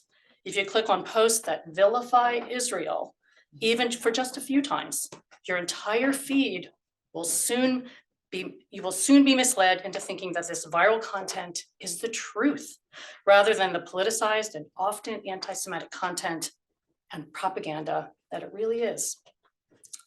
After the October 7th massacre, Melbourne Township held a vigil for the victims of the attack on Israel by Hamas. I know that every one of you attended, and I thank you.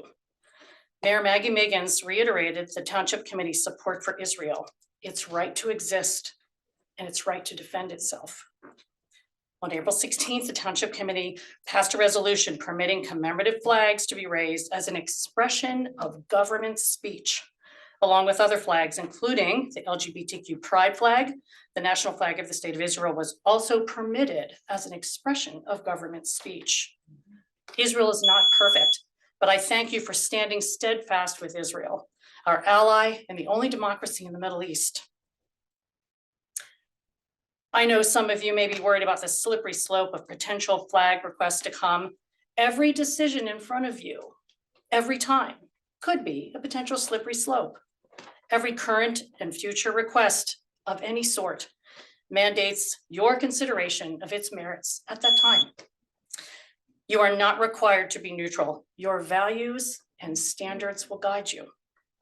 Thank you, Virginia. Thank you.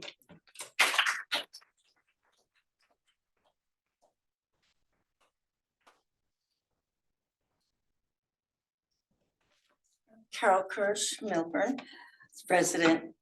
I would like to add my support to the sentiments expressed earlier by my husband.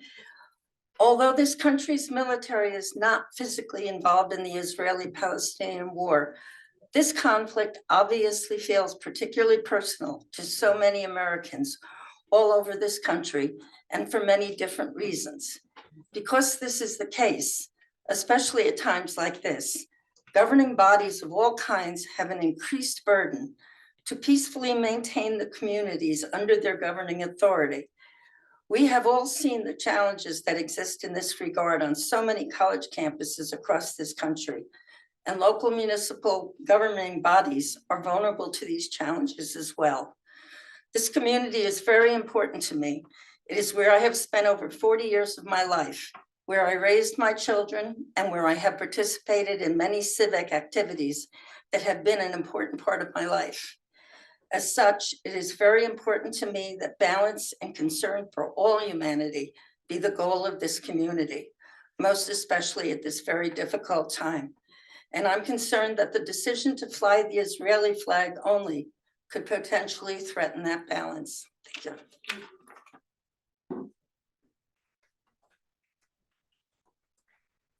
Let me go online.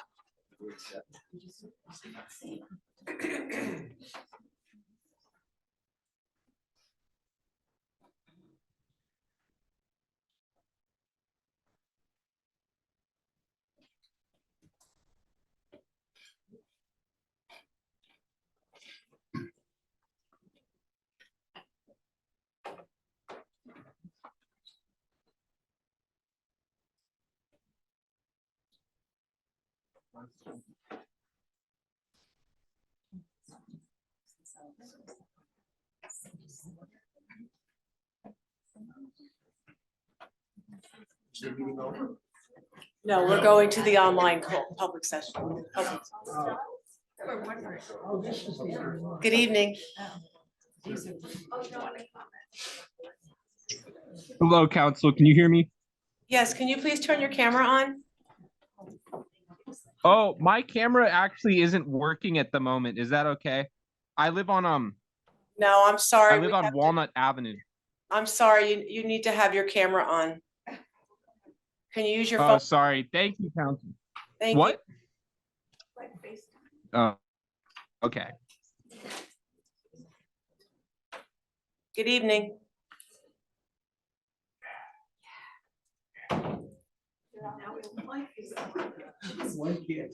She's on mute, that's why. You're mute. Yeah, I can't see. How about now? You hear me? There you go. Thank you. Okay, I have to talk quickly because you only give us a couple of minutes. I'm Mike Becker. My wife Catherine and I have lived in town for 49 years, and we've had the subscription to the Paper Mill Playhouse for 40 of those years. 3 of our 7 grandkids live in town. We do use an alarm every single time we go in and out of the house. We have for decades. You have to do that. And I hope in the next minute and a half, I'm going to tell you where you're going to get a couple $1 million for security to increase the police force. That was a very disturbing piece that I heard from you people, and I know how you feel, and there's nothing more important than safety. Here's what I said at the library to the Paper Mill Playhouse executives on March 12th. I want to share a little analogy with you regarding the paper mill. I said, you come to town, you buy a house for $1 million. That's if you can find one. You do your homework, you get all the permits needed, you hire a home inspector who gives it a clean bill of health. And then after some years, you find out you have to spend $4 million to make the house safer, more livable, more comfortable, and more inviting to your guests. That would never happen here, right? In Milburn. Well, we bailed the paper mill playhouse out in 2008 for 9 million. Now they say they need 41 million more to make things safe, compliant, whole and comfortable, 4 times what we paid for it. Did our administration do their homework when they bought it? Did they know the roof was going? The bathrooms are ancient, boilers outdated, lighting not safe. The riverbank walls are weakening and coming down. Did they know they were not ADA code compliant? Did they do their due diligence before they paid for it? Here's my suggestion. They should take the $30 million plus the thousands of donors and sponsors have given them and corporations, and the state has promised them 3.75 million, according to Director Mike Stotts, and do what has to be done. And then in 24 months, come back and plead their case again to the residents. If they really need a bond for $7 million, it's a 4-year plan. Why do we have to do the bond now? Here's something that I didn't say in the last 2 meetings. The alternative press published on January 31st, a quote about a public meeting in town, another public meeting about the paper mill. And I'm going to read it to you. One of the 2 $350,000 plus benefits executive directors, Mr. Stotts, stated the following, I quote, "We have raised 21.4 million towards the 40 million costs. The state of New Jersey has made a commitment of 3.7 million, and the remaining 17.6 million has been raised by private philanthropy, primarily by the paper mill trustees." He said have raised. He said have raised. He didn't say they have promised, they've raised it. So in that case, why does it all have to be done in one fell swoop? Thank you. I'm sorry, your time's up. Thank you. Okay.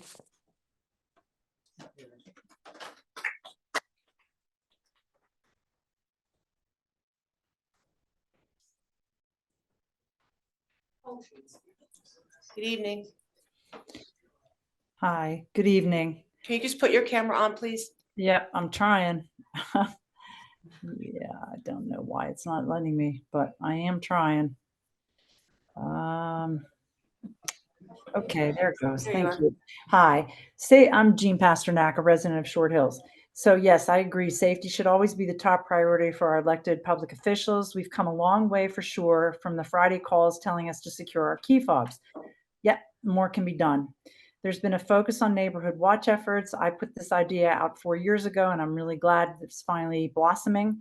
But we need more ideas. We need specific efforts that involve all citizens, a partnership between citizens, our police force, and our other township employees, as well as our elected officials and other leaders in town. Police presence in the community is key. We really don't know our policemen and women. There's been a huge turnover that naturally occurs, but we need to get to know them. We need to feel we are one team working together. And this is not only about car thefts and break-ins, it's about every resident feeling safe that when Millburn police are called, they have the expertise and training themselves or with another professional, such as a mental health one, accompanying them on calls, especially those involving mental health crises. I'd like to propose tonight that there be a citizens crime and safety committee, just like we have a pedestrian safety committee. Can we get that done ASAP and ask everyone here who spoke tonight to consider volunteering? I attended the budget presentation last week held by Mr. McDonald and Mr. Laracy. It was very productive, and I thank them for answering our many questions and listening to us as residents. An exchange like that goes a really long way to better understanding. After that session, I sent an email to all committee members asking that a Citizens Budget Advisory Committee be established. I think now is the perfect time. There are many talented citizens who come from all different backgrounds, neighborhoods, political affiliations, who have proven that they can work together, who speak on budget issues frequently and want to work together to help ensure that our budget process is the best it can be for our town. We would appreciate working with township professionals and our elected representatives to initiate a more strategic capital spending plan process. Alex clarified that there is a long-term maintenance plan for capital spending, but I am referring to the larger projects not in that plan, such as the paper mill, so that priorities are set based on agreed criteria to avoid the temptation to approve projects that are not of strategic importance or whose timing is not in line with agreed priorities for the town. We must always have latitude for flexibility when opportunities present themselves, of course, but we should have a goal for more discipline and guidelines put in place for selecting capital projects that fall within boundaries of an agreed strategic plan. Can you address my question tonight? Do you support and would you sponsor a Citizens Budget Advisory Committee to be established this year? I also listened carefully to the comments made regarding paper mill. And I learned that evening that there is a need to have more scrutiny of the annual paper mill P&L financials to ensure they are a going concern. How much of their 20 million in pledges have actually been collected and by whom? I learned that Mr. Larissy, our CFO, had minimal input in crafting the deal, and that is of great concern. Thank you. Thank you. Thank you.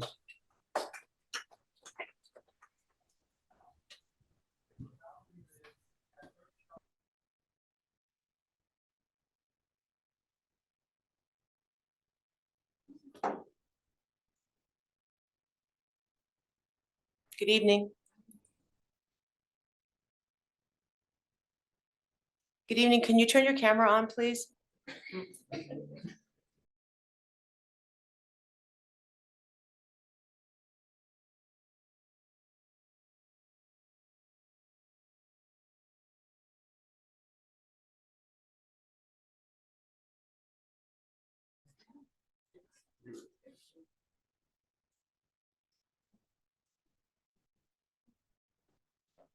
Good evening. Can you please turn your camera on?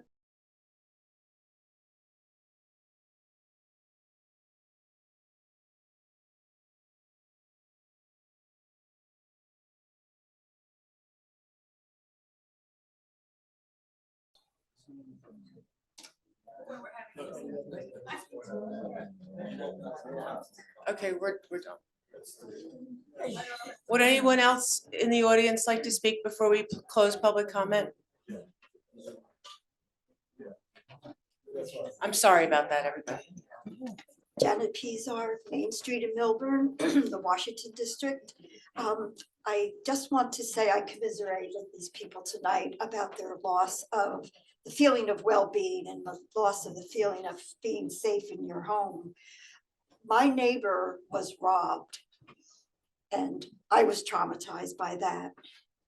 They were robbed because their house was an easy in and easy out. When they were robbed, I got a home security system. I'm going to say something that is going to make you unhappy. And that is that there are over 5,000 homes in Milburn Township. And that's a tall order for any police department to try to ensure safety every day and every evening for everyone.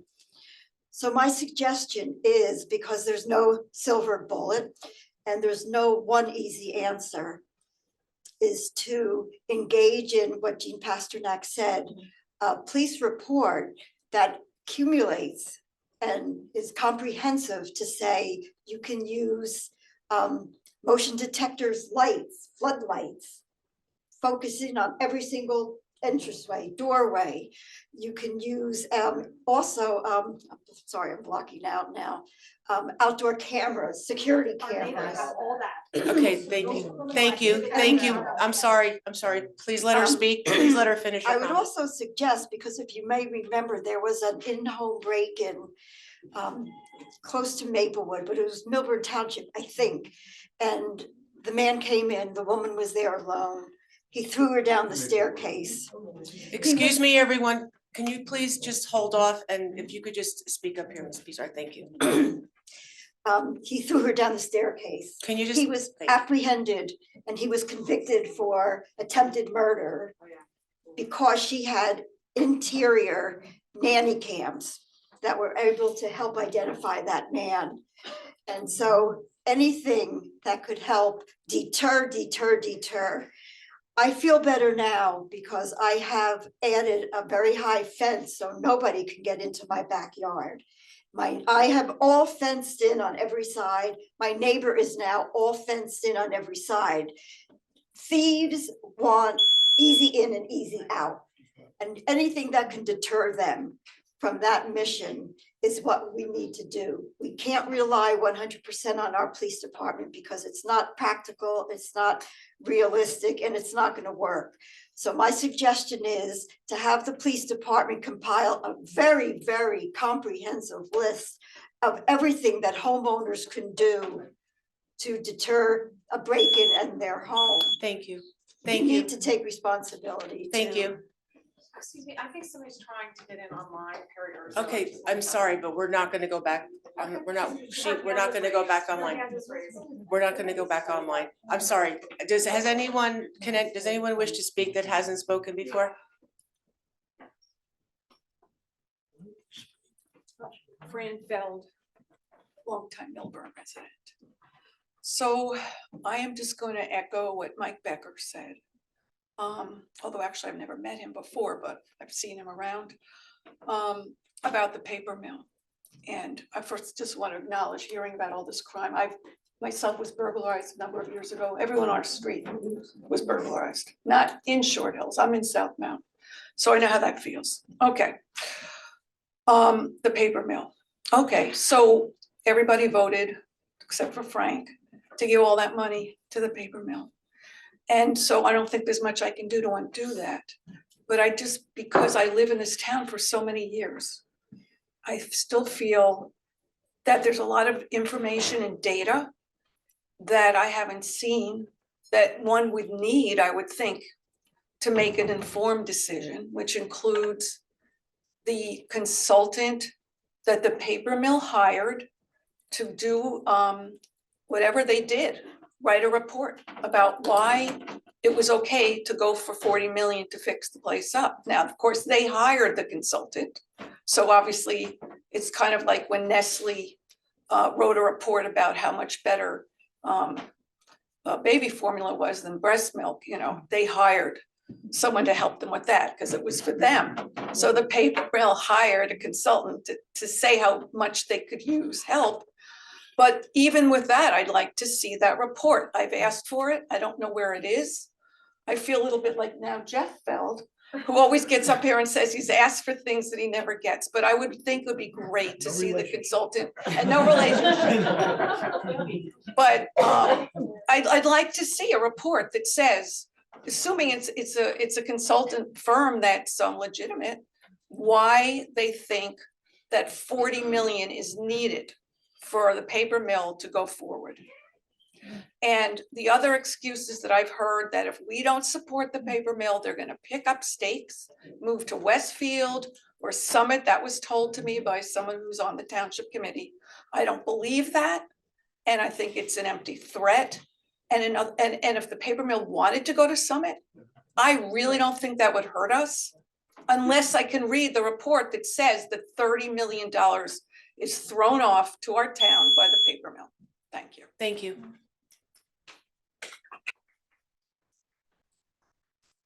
Anyone else that hasn't spoken?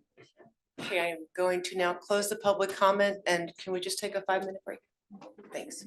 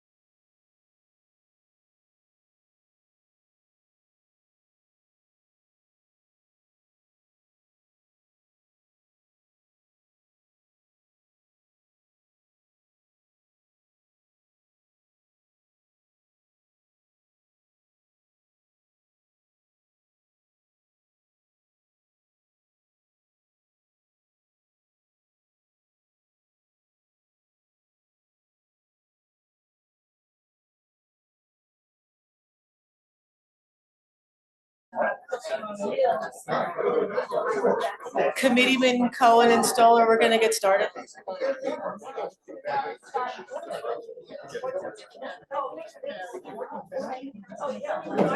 Everyone, if you could just please be seated. Excuse me, we're just gonna get started. Thank you. So I apologize to those that were online waiting to be heard. You know, none of us expected that to happen. Of course, you can stay on until the second public session, public comment period, but I mean, in the future, if you want to make sure that your voices are heard, then, you know, I encourage you to come to the meetings. So again, I do apologize about that. So now we will take any comments from the committee in regards to any public comment. All right, I'll start. So many great topics. I'm not sure where to start. Let me start with the Israel flag. Israel's our greatest ally. They're a democracy. They're at war in the Middle East. October 7th did not come by itself. I do a lot of business. We own businesses in Saudi Arabia. I go to the Middle East quite a bit. It's a totalitarian regime. I appreciate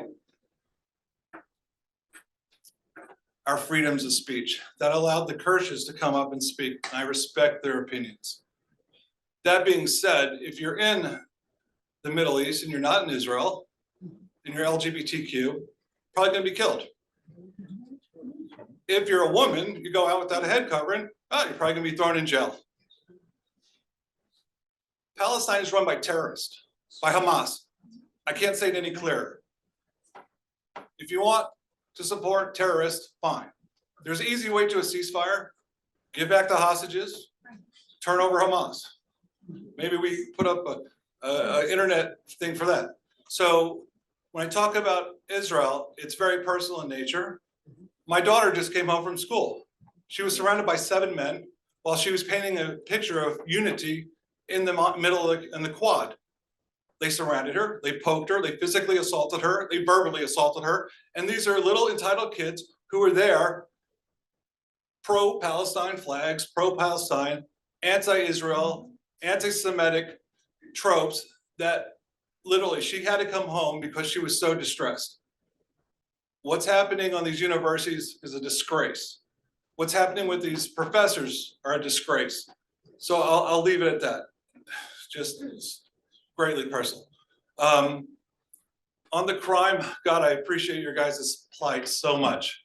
I only wish I was invited to the meeting that you guys had on Sunday, and I was told by Frank it was a private meeting, so I understand. However, there's a lot of things that you probably didn't hear at that meeting. One is our first meeting with the police chief. Frank and I ran on public safety. The very first meeting with the police chief. I know cops my entire life, neighbors, friends, such. First thing I told the police chief is, how much money do you need? Money's no object. We ran on crime, Short Hills, Millburn, Richtown, we can provide whatever you need. Cars, helicopters, squads, whatever. He said at that time, he didn't need any money. I said, well, maybe he didn't hear me. I said, how much money? It's a blank check, sir.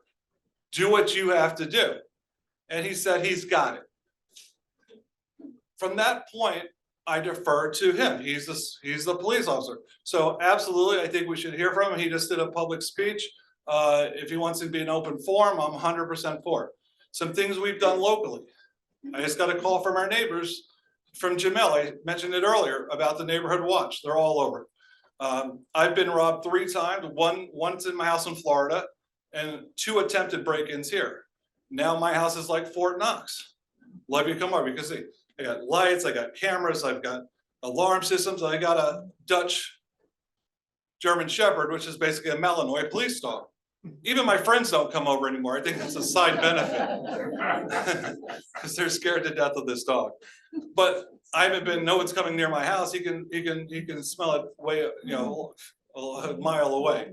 But that being said, there's a lot. We also passed a local municipal law about crime where it makes it where we have authority to actually put the assailants in jail. And the only really thing we can do is harden our streets, harden our town to make the criminals not come here. So that was part of that. I'm sure it was articulated to you on Sunday, along with our offer to the guy. I love the Nixle idea, but there's a lot of things that have to be done. I like the Citizens Action Protection or Security Group too. But we're all working together. Safety is the #1 concern. Frankly, I found it a little bit insulting and condescending. You didn't think we thought that, because we do. We're 100% in your camp on safety. And I would have liked I could have articulated that this weekend. Paper mill playhouse, there's so much misinformation. People know this, that. I'm gonna go through those numbers real quick. It's $7 million, $5.8 million bond, 1.2 million of cash was sitting on the books. Out of that $5.8 million, $1.8 million is for 20 Brookside, which is a property they purchased. It's contiguous to our 9 acres. To complete it, we have to do it. So that leaves you about $4 million. $4 million, bond analyst, on a 30-year bond is about $97,000. We've got $50,000 of their Parker revenue in perpetuity, and we have an average lease payment of around $300,000. The demographics in this town are changing.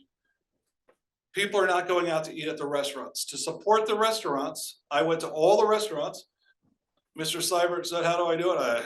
Just a lot of time and effort. I drove 8 hours today so I could be back here tonight and not have to fly into Newark, because you know how big of a disaster that is. But these restaurants, they depend on the paper mill playhouse. And that actually is, when you think of the ecosystem and the economic impact, it lifts and reduces all of our property taxes and helps out the entire community, so we don't have a blighted community. What else do we have? What's that?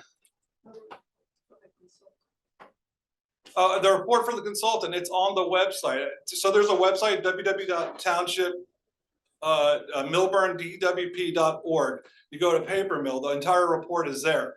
And now I picked that report, the fine tooth comb, and actually went out and did my own report to get to the economic impact on town. It's not $31 million or so, that's kind of, it's cloudy. And then out of the 20 million that they're raising, they've already raised $17.6 million. I don't know if anybody goes frequently to the paper mill. Gun and Powder was fantastic. A Great Gatsby was fantastic. It brings so many things. And the other things that we got were about 21 qualitative programs for education for our children. We got free tickets for anyone who can't afford them. We've got free full dress rehearsal performances for all students, like Fiddlers on the Elbow, educational programs. And for the carriage house, we can actually use it for meetings and such. So that's your answer, Ms. Feld, your answer. So, and I can help you pull it off the website if you like. I know we've discussed it before. Pooja, she's still here? Oh, she left. I mean, it's always what she does with the psychological parts is fantastic, and she's completely right. You know, the psychological effects that we see here tonight, you're ginned up, you want to fight, we all want to fight. And that's really, I got involved in 2 issues, and I promise you, if I solved them, I would resign tomorrow. One is crime and safety, because it's a top priority. And 2 is the fair share housing, overdevelop it in a nonsensical way. We can do affordable housing, but we need to do it sensibly. And we need to make sure that we're planning for it, that affects the infrastructure correctly, and that we're doing everything correctly. And when you look at it from a business standpoint, I run operations, I run finance, I run marketing, I run sales. For all the companies, I have to look down and see it. So I see the holistic picture. You can't just narrow in on one little thing and just become distracted and so myopic that you miss the big picture. And the big picture is we all want this town to thrive, not survive, but thrive. And we all have to work together to get there.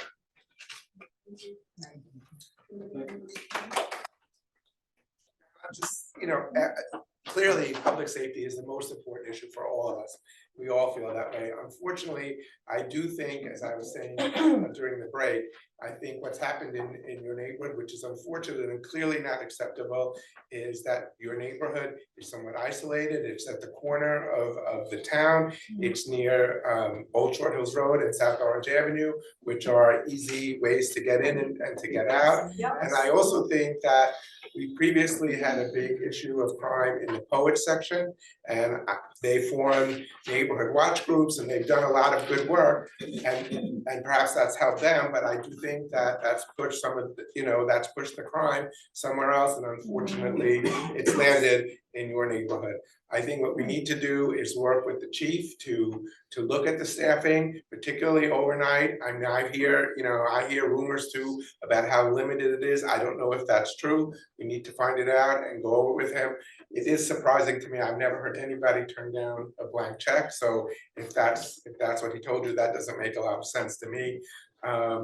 If they're across the board for all of us, if there's any request for something from the police department to improve public safety, it will clearly be supported unanimously. Thank you. Deputy Mayor? Sure. So I want to thank all of you that came out tonight to talk about crime and your concerns. I know I spoke at length with many of you. And I'm very grateful that you invited me to that gathering that you guys had. Didn't realize how big it would be, didn't realize that our assemblywoman would be there, but I think we disseminated a lot of great information. I think that what we need to do as a committee, we say we're committed to, fighting crime and trying to improve safety, but we need to make the chief sit here at a meeting and be held accountable by this township committee and by the residents. Okay, I've asked for this multiple times, and the closest thing we got was a Zoom at noon with pre-filtered, pre-submitted questions, and that happened recently. And I told the business administrator when that was announced that that was not what I had in mind. And in fact, I've requested that at next meeting's agenda under new business, that we have a discussion about forcing the chief to come and address the community and answer our questions. So we'll see if the other members on this dais are willing to do that. I certainly hope they are. I know that Mayor Romano and I spoke about this earlier, and she certainly seemed to be willing to have the police answer for some of the things that are, the police chief answer for some of the concerns. I also think that several of you made a fair point that why are we spending $7 million giving money away to the paper mill so they can build a nice glass atrium and do some renovations when we're having, all of these problems with crime? Couldn't that $7 million be used more effectively? Whether it's hiring more officers, whether it's paying them overtime, if we don't want to increase the number of officers we have, because that has long-term implications, pensions and whatnot, health benefits, et cetera. Maybe we can do more overtime. Maybe we can, are we able to pay cops from other towns, et cetera? These are all ideas that need to be explored. But at a time right now when residents feel in crisis and are concerned for their safety, that should be our top priority. We should not be spending our taxpayer dollars on upgrades for the paper mill playhouse, when our residents don't feel safe and secure. Let's see here. The flags. I predicted that this was going to be a contentious thing, and I actually warned the members of the committee about this. And now we're starting to see it happen. I don't know if whatever those outbursts were in any way connected to that. But I think it's very important that residents understand that the flags that are raised by the township committee are an expression of the township committee's governmental voice. It's not speaking for everyone else in town. I think that it's important for us in town to support, to show our support for Israel. We're seeing a lot of anti-Semitism all over the place, and it's really concerning. And there are many members of our community that they don't feel safe in our community because of the crime, but they also don't feel safe when they're out and about because there's so much anti-Semitism. So raising the flag, the Israeli flag, I think really would hopefully help give comfort to those residents so that they realize that the community stands with them. And I believe that was the intention. I understand it's a complicated issue on both sides. You know, it's always tragic when there's war going on. But that was the reason and the motivation for, you know, the township committee making the decision to fly the flag to show that we support, you know, our brothers and sisters in the community that are affected by this. You know, while that might not be popular amongst everyone, it's a decision we made and it's one that we'll live with. Let's see, Ms. Pasternak, you had a lot of great ideas tonight and I know that they've come up time and time again. A citizens advisory board for the budget is something that Mr. Stoller and I had proposed, you know, when we first gotten in office. And, you know, I believe that Mr. Laracy was actually receptive to that idea. It just never got off the ground. So maybe we can get discussion of that put on the agenda for next meeting, because it's about time that we start to move that forward. I think it would be great for our residents to be more heavily involved with the budgeting process. And I also think it's long overdue that our town have a public long-term capital spending plan. That way, you know, from year to year, the composition of the township committee may change, priorities may change. But if we had a 20-year plan that showed all of the capital spending that we needed to do at various points in time, I think that could serve as a guide so that regardless of who's up here on the dais, we know that these are improvements that need to be made with our infrastructure, et cetera. Let's see. I think we've talked about crime, talked about the paper mill. So I will leave it at that.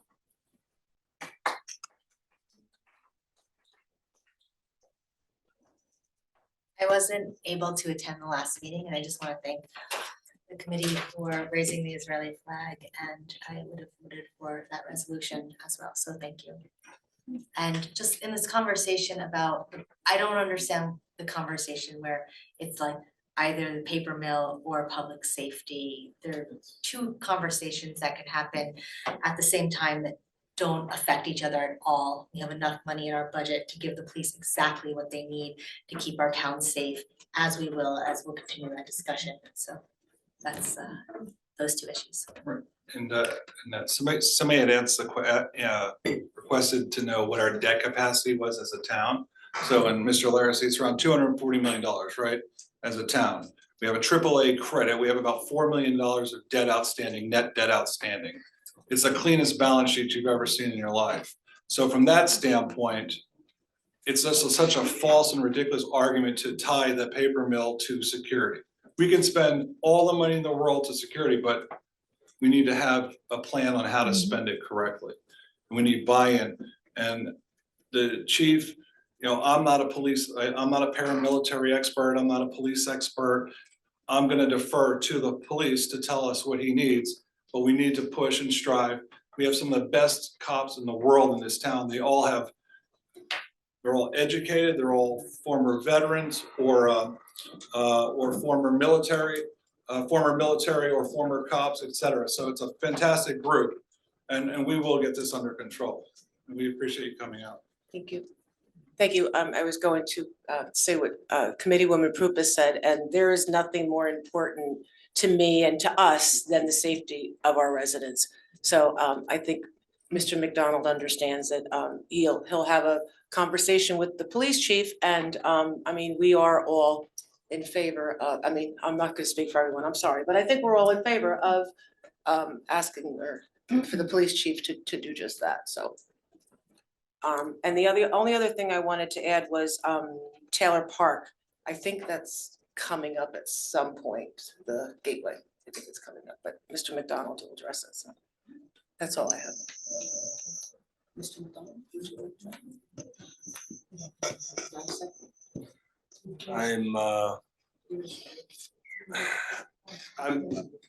I'm only to the gateway.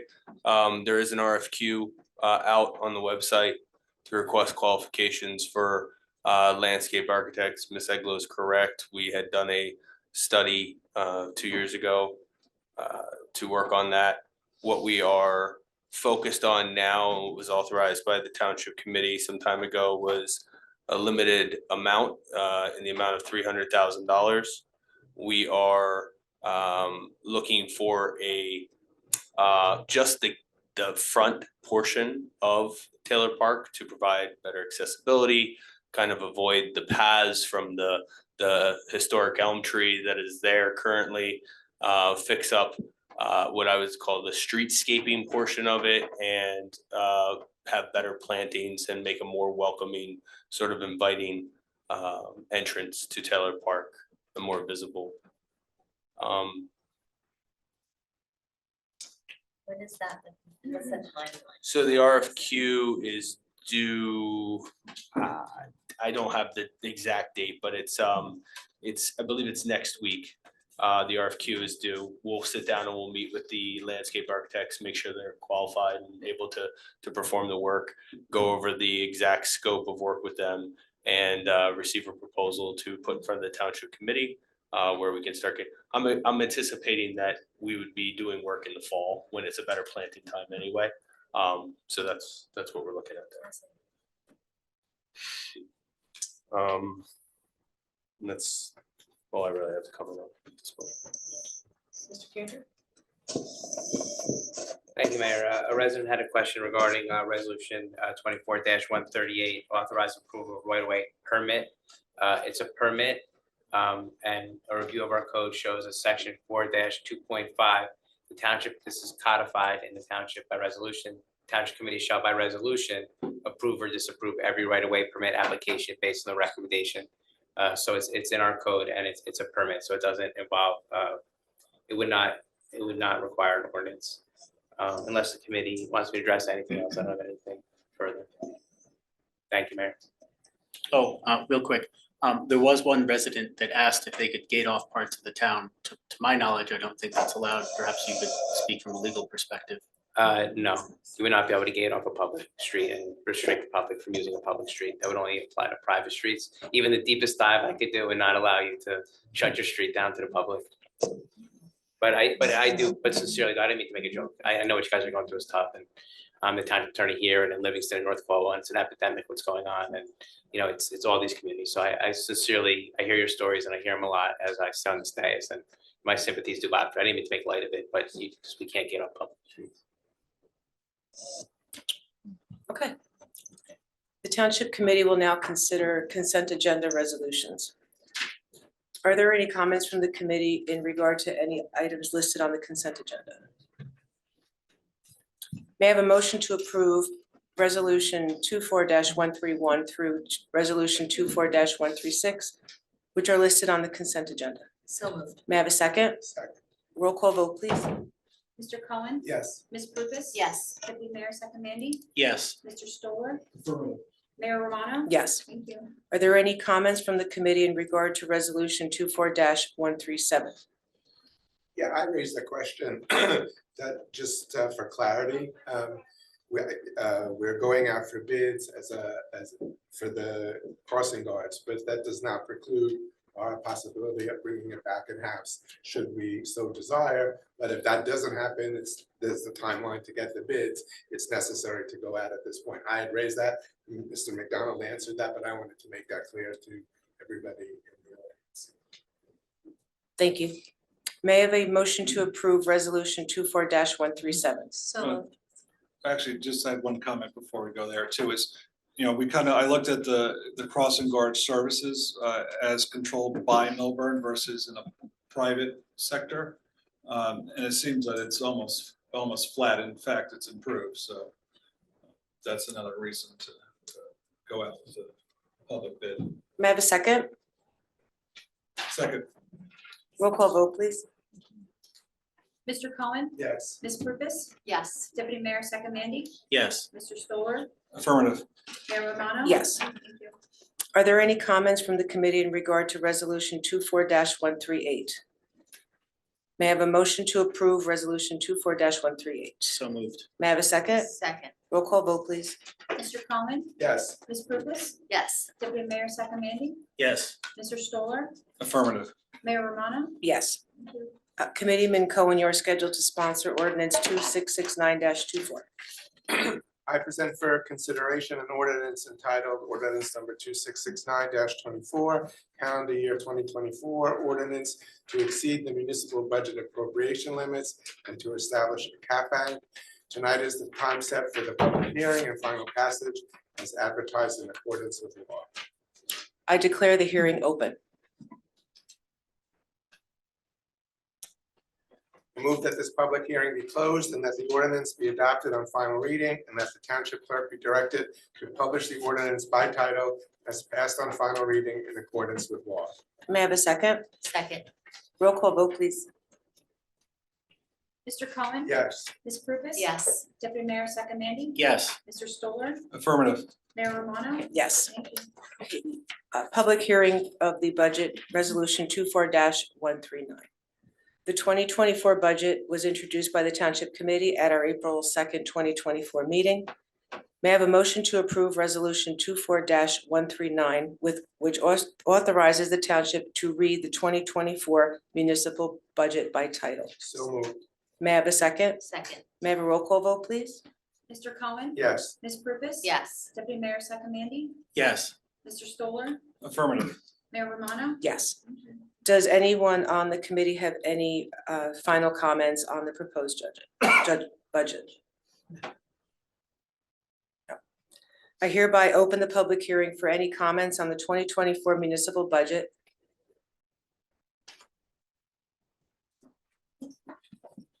I'm Jeffrey Feld. I want to thank the presentation that we had last week. It was very educational. This has been the third, I think, that we've had. But I also think that we do need to have a Citizen Budget Advisory Committee because in our discussion, if you look at your budget, and this is really a question to Alex and to the municipal attorney, if you look at our capital budget, it doesn't include the paper mill. Does it need to be amended to include that transaction? Because we're adopting it today. We adopted a bond, and should it be accurate as of today rather than when it was introduced? I just throw that out to you because you're making a decision today of a budget. You know, an event has occurred. Does the budget have to be amended to reflect that? Because that's the issue we have in the capital budget. In addition, when we had some of the discussions, when you had the presentation, the differences between what's in the user-friendly budget, number of employees, and then the presentation, I bring this with history. Because one of the issues that I think we need to have when we have the Budget Advisory Committee, and this is what the Board of Education does, the Board of Education provides, and it's pursuant to Oprah and when they adopt their budget, a list of all their employees. Because one of the issues I have is our parking authority. We have employees. In prior years, we were not self-funding, and that's why we had to use the COVID monies to pay off the debt. But I think we need to know who are the employees in various departments. That goes to like the policing. It was last year when we brought up the staffing report that we got, and we're still waiting for the staffing report, but having a list, knowing who are our policemen, what are the rates, the organizational chart that tells you how many captains we have, how many lieutenants. Because one of the other alternatives when we talk about policing is the idea of auxiliary policers. Because that's what other towns have done. You take retired policemen and you bring them on to reduce the cost. I mean, I understand, but the idea is priorities, the capital budget. I mean, we're asking to change one of the philosophies of this town. This town has always been a very conservative, fiscally conservative community where we did not bond. Yes, we have capacity, but we did not bond. But now there's maybe a movement to have serious debt, because all the serious debt we have in this community is at the Board of Education level, whether to bring to municipalities. But in summary is get a little more transparency, knowing who your employees are, having a little more transparency about the parking authority. Thank you. Thank you.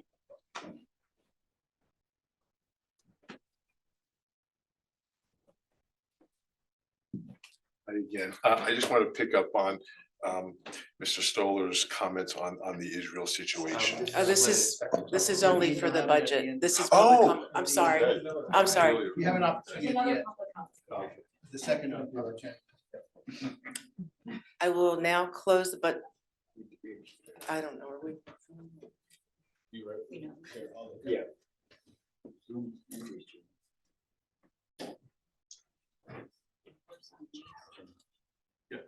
Okay, thank you.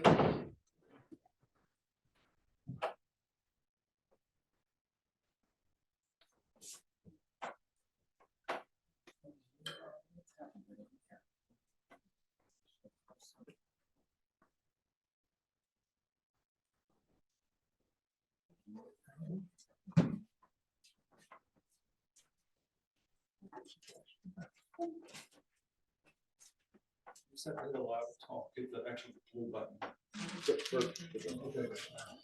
Yes, hi, Jean Hi. Pasternak. I just wanted to add one thing. A part of the discussion we had at the budget question and answer session was about risks to the budget and what they potentially could be. And I know Alex shared some more data and details about what makes up our tax base, particularly the Short Hills Mall. I thought it was a really good discussion, and I would like to see that type of information also be shared as part of the budget presentation so that all citizens understand if there are big risks and any risks associated with our budget and any impacts that could occur that are known at the time of the budgeting process. Thank you. Thank you. I will now close the public hearing. Would anyone like to respond to any comments? Oh, I'm sorry, Matt.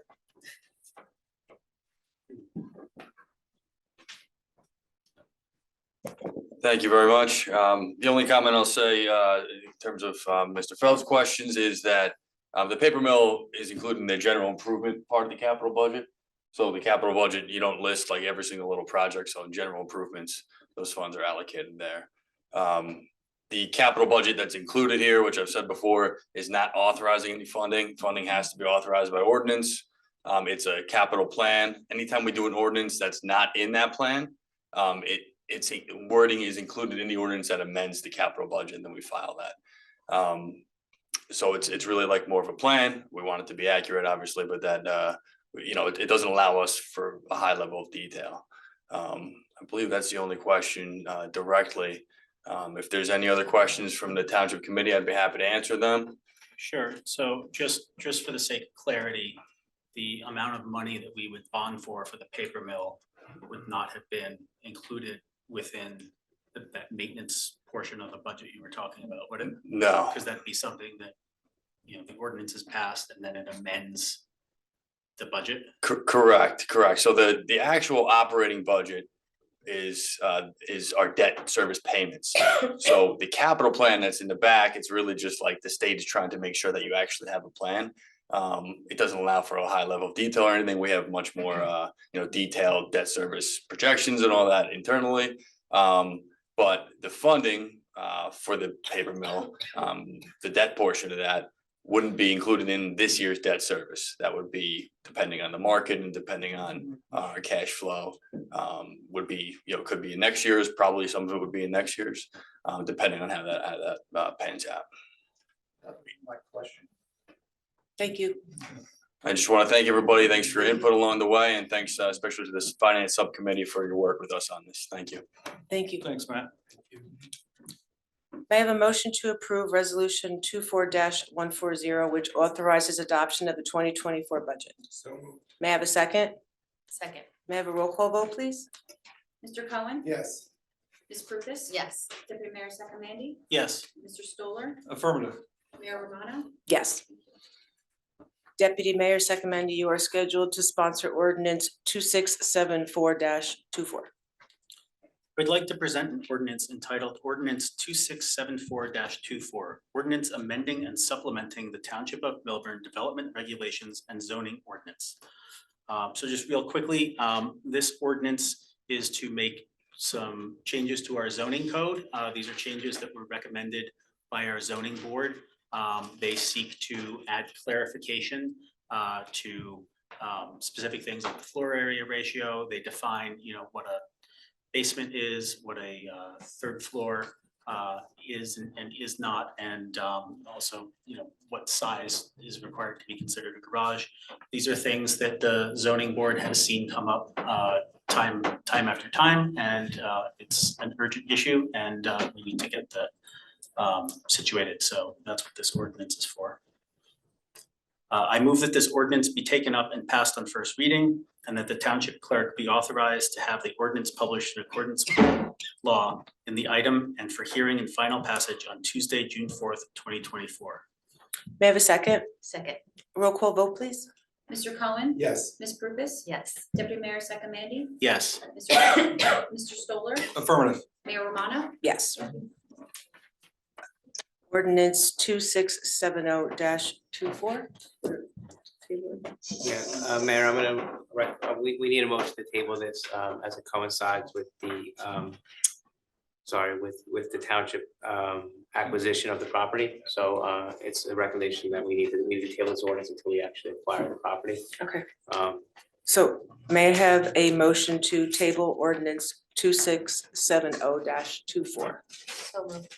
May I have a second? Second. Roll call vote, please.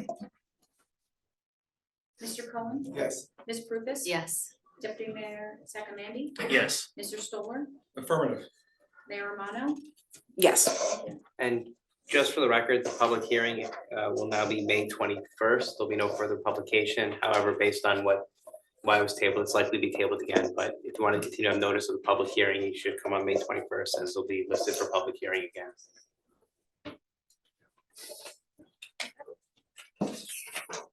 We are on to old business. Oh, I'm sorry. Graham?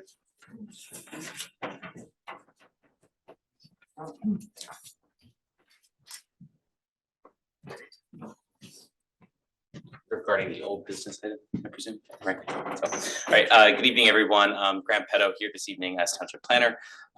Thank you, Mayor, Deputy Mayor. So just in summary, at the request of the prior council from last year, and in consultation with Mr. McDonald, we did an analysis of a potential rent control ordinance and whether that was an option that was available to the township. And we prepared a policy brief dated December 12th of last year. That policy brief document, I believe, has been circulated to you all, and I think it was included as part of the packet for this evening's meeting. In summary, New Jersey state law is very restrictive in how municipalities can enact and place rent control restrictions into place. Our recommendations are contained within the report on page 12 of the report. There's a lot of summary data as well, demographic information, census data. We went through and looked at the inventory of multifamily housing developments within the township as well.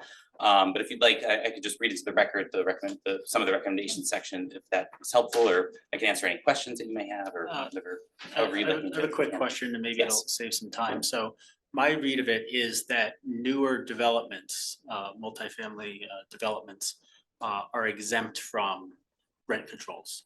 And so the rent control options that we have seem quite limited and would affect, I think, less than 5% of the rentals that are there. That is correct, yes. Right, so in that case, it seems like it's not practical, and it seems like your recommendation is, it doesn't really make sense to move forward. That's correct in summary, yes. That's right, and I was the one that brought this up in the first place. Yes. And thank you for all the analysis. Sure. It was unfortunate to read your conclusions, but the law is the law. The issue that we were facing was with the new development. So there's not particularly a problem with the existing, that 5%, that's not where the problem was. The problem was that the new developments where we've seen, and I guess it's okay with the state of New Jersey, where there are artificially low rents when the building is built to attract the tenants, and then when their first lease is up, surprise, surprise, it's a major increase, which particularly affects people who downsize their houses, living on a fixed income, made some kind of a plan. Our senior population. That's where we were hearing the concerns, and I had hoped we would be able to address them. It's really unfortunate that we are not able to do that. Yes. That is unfortunate. Anyone else? And just for clarification, I think you had said in the document that Montclair was able to do rent ordinance, but it seems like that might be a little dubious because it was due to the developer not filing paperwork on time. There's There's some outstanding legal challenges there based on some technicalities perhaps, so. Are you aware of anything being considered at the state level to try and provide some sort of control over these newer developments? Because I think that the concerns that Mr. Cohen brought up are very valid. And it's really unfortunate that, you know, people are a victim of this bait and switch. Sure. Yeah, no, I mean, I'm not aware of anything specifically to address this issue regarding rent control, but again, that's where, you know, as you mentioned earlier, you know, reaching out, and liaising with your assembly and state representatives, Senate representatives, you know, on this issue, I think would be important to demonstrate that issue locally. Great, thanks. Okay, thank you so much. Of course, thank you all. So seeing we have no new business, public comment. This public comment period is to allow for final comments from the community. When invited to speak to offer your comments, please come to the lectern and clearly state your name and whether you are a Milburn resident and or property or business owner. Please do not provide your full address, seeing our meetings are recorded and are readily available to the public. A reminder that in order to help facilitate an orderly meeting and to permit all to be heard, speakers shall limit their comments to 1 3-minute session. I think if Ms. Urso's on the line, maybe we go to her first. Thanks.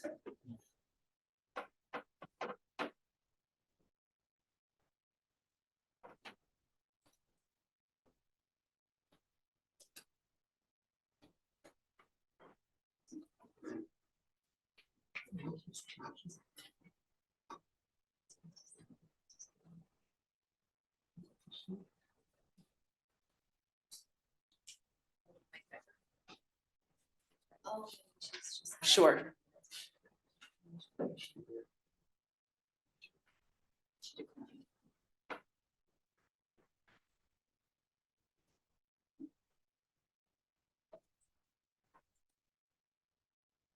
Turn your camera on, please, Mr. Becker.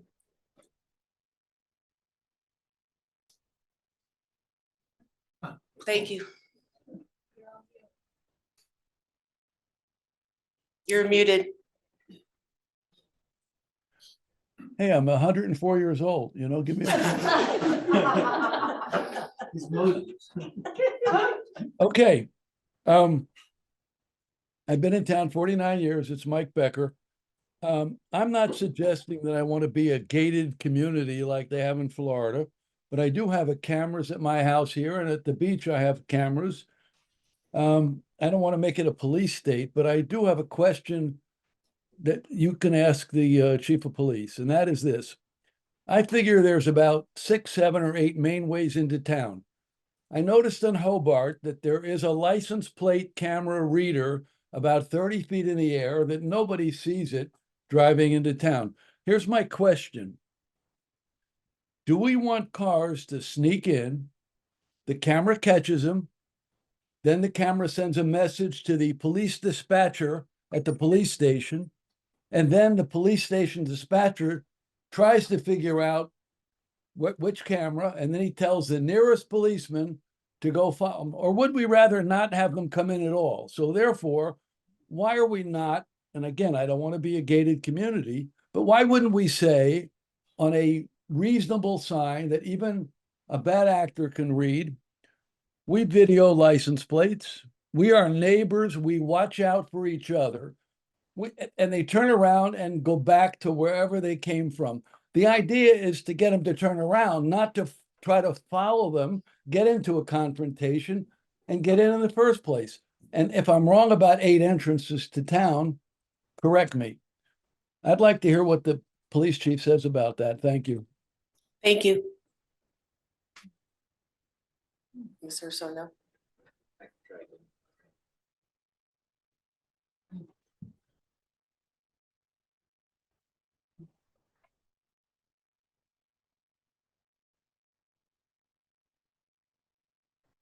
Would anyone from the audience like to make a final public comment?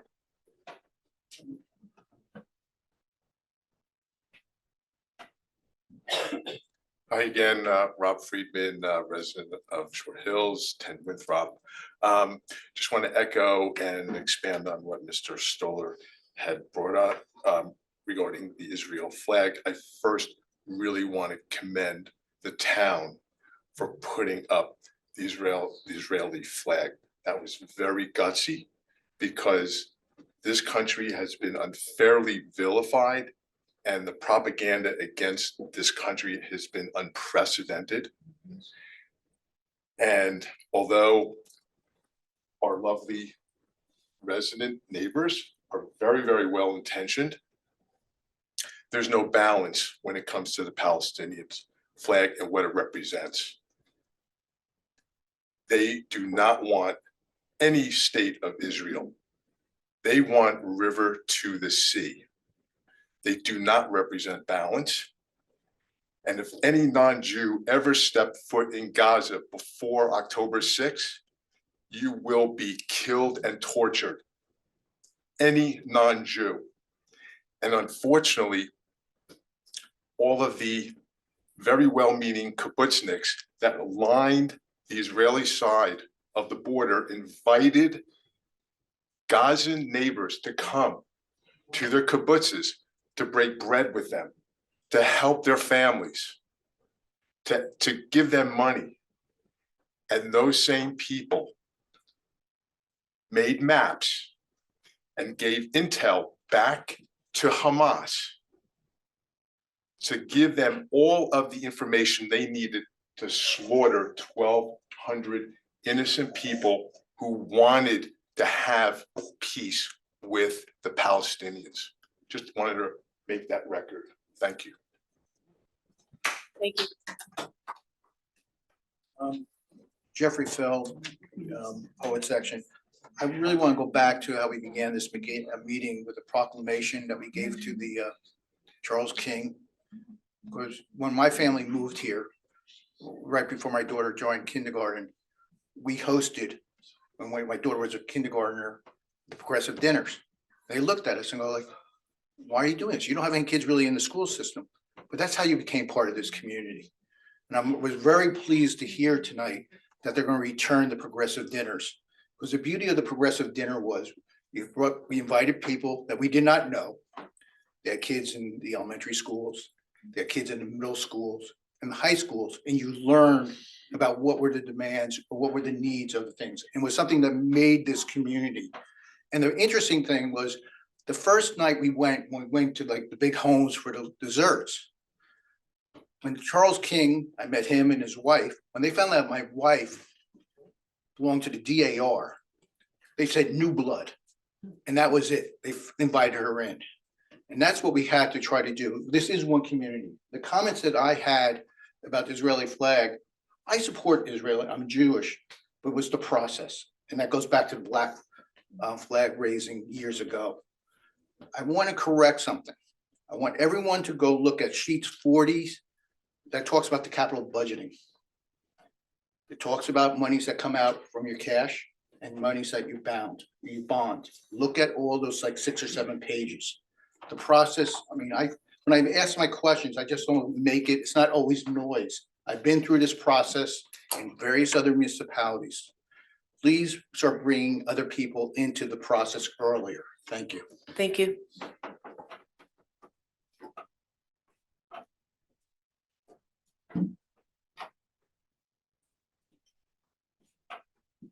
Hi, Jay Morelli, resident.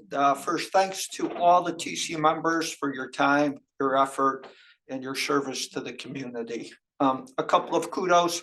First, thanks for the 2 recent information sessions. Several people have commented on them tonight already. The budget session, very good information, very helpful. And the 2-way traffic proposal session. Also very informative, a lot of good discussion and questions. And I think a lot of people learned a lot from that session. So thank you for those. Second, and this goes back to January, I want to commend Committeewoman Prupis. And this specific second comment period at the time was being discussed was going to be subject limited. We were only going to be able to talk about new business items. And I don't even know if we had a new business item to talk about here. But Committeewoman Prupis on her own said something to the effect, I think people should be able to talk about whatever they like. And the TC quickly agreed, a majority voted for it. And it's been well received. So thank you, Committeewoman Prupis, for that. I think it's fantastic. And I hope everybody else does. Finally, a request. Would it be possible to get Chris Meyer back to give an update on the rec field status. It was about a year ago at this time, maybe a little bit earlier, when Chris presented the state of field availability for rec activities. And it was filled with a lot of good data. Number of hours that were needed, number of types of fields that were requested. It got kind of lost in, I think this was probably the rec commission's fault of the whole par 3, we got to tear it out, but I think that quickly has gone aside. But it would be great to see what the current status is of fields for the children that play rec sports. I know we've secured some additional space thanks to Mayor Lieberberg. I know that there have been conversations going on between the schools and the rec department about sharing fields between those. I know that there's a lot of good work that was done by Graham and the open space master plan element update. And it would be just great to see how all of that work has actually impacted the numbers that Chris presented a year ago at this time. So if possible, if Chris could come back, do an update, show what the numbers look like and see if any of the efforts have really helped alleviate that, I think that would be fantastic. So thank you very much.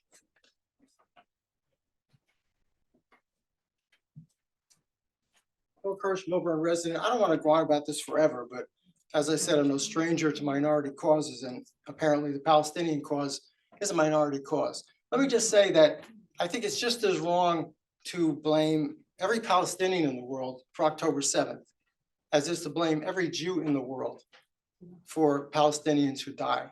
I think that's where hate starts, and I think that's where we should stop. Thank you. Thank you.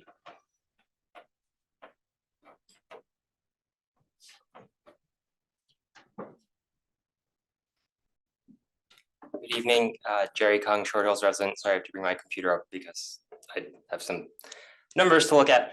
I apologize in advance because I haven't been following this paper mill issue as closely as I ought to have. But I think that, you know, it would be helpful for the community to sort of lay out exactly sort of what we've given the paper mill and what we've gotten back from the paper mill. I understand there's all these positive externalities to having the paper mill in town, but there are sort of dollars and cents in terms of how much we've given them and how much they've given to us. And I think that a, you know, pretty simple accounting of, you know, what that expenditure looks like would be helpful to get buy-in from the community. I think, you know, right now, the way I see it, and please correct me if I'm wrong, we gave them $9.1 million in exchange for their property. They're paying us lease payments amounting to about $300,000 a year. That lease payment sort of structure was originally meant to recoup the $9 million outlay to buy the property. To my knowledge, you know, based on the data that I've seen, and a lot of this isn't really easy to come by, we've collected about $2.3 or so million in lease payments. And so now they're coming back and asking for $7 million. I know Committeeman Stoller said it's really 5.8 because you have to subtract the $1.2 million of reserve from it. I'm a little, I just don't know the answer to this. Is the $1.2 million of reserve withheld from the lease payments that they had given to us? So are we sort of double counting in some sense? So I think it'd just be really helpful to, you know, share with the community in terms of what exactly we've collected, what exactly we've given them. I understand there are positive externalities. I get it. The paper mill is great. But at the end of the day, there has to be an answer to a question. If they came to us saying, we want $50 million, are we going to give them that $50 million? We want $45 million. So at what point does, my question, I guess, is at what point does it make sense for us to contribute to that? And did the committee, you know, make that determination somehow? Did you sit down and say, hey, if they asked for $13 million today, we'd say no. So I'm just trying to wrap my head around this number. One last thing I'd like to ask, because the parking lot, I guess we're acquiring the parking lot as part of the $7 million. I had heard from some residents that the paper mill does not allow residents to use the parking lot for middle school pickups. I know, you know, depending on certain things happen, there may be a shortage of parking in town. So I don't know if, who makes that determination as to, where pickup can or cannot happen with the middle school. If we own the property, but now they're leasing to us, can they still say that residents can't do that? And I guess my time is up. Thank you very much. Thank you.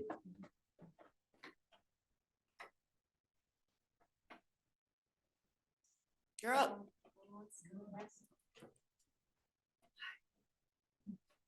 I just wanted to give a shout out to the environmental committee and what they're doing. I think it's fabulous and I fully support it. Just trying to talk about things that are positive. And also I also know how much work you guys put into everything. So I may not agree with some of you, but I know that you work incredible. I could never do it. So thank you. Okay. So I just wanted to go back to the crime situation, because I feel like, and it's just how I feel, because I talked about this last week and I kind of felt a little bit sort of blown off a little bit. Like it wasn't that serious. And then all of a sudden there's more crime that happened in this neighborhood over here in Keene. I'm sorry, on, was it Keene Road? And yeah, you're right.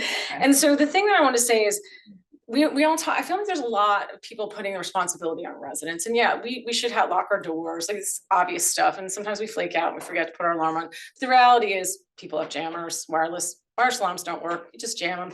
People are in smash and grab 4 to 5 minutes. That's the game, okay? You can put up a fence, they can knock it down. I have somebody that I know down at the shore, they had 2 Range Rovers parked down in front of their property. They literally smashed the front door down in a very secure home, walked in, took the keys, home invasion. It's very easy to happen. So I don't really think, and putting lighting out everywhere, I'd be happy to send you the studies. There's multiple studies that actually show that it is not a deterrent all the time. And it just makes for just a very bright neighborhood that people can't sleep in. So I support people what they want to do, but I really feel like the onus really goes back to the township.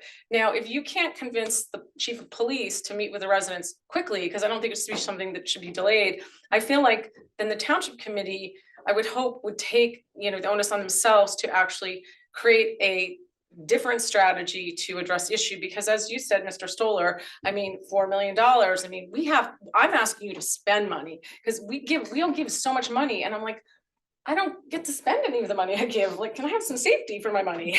That's all I want. I didn't put my kids through the school system. I didn't have kids. So the other thing I just wanted to point out is there's one thing that this is a helpful thing. Amazon deliveries. I was thinking about a while back. Amazon delivers overnight now. They deliver 4 a.m. in the morning, and they have all gig workers. Okay. I mean, they have their little trucks, but they also have tons of gig workers in unidentified cars.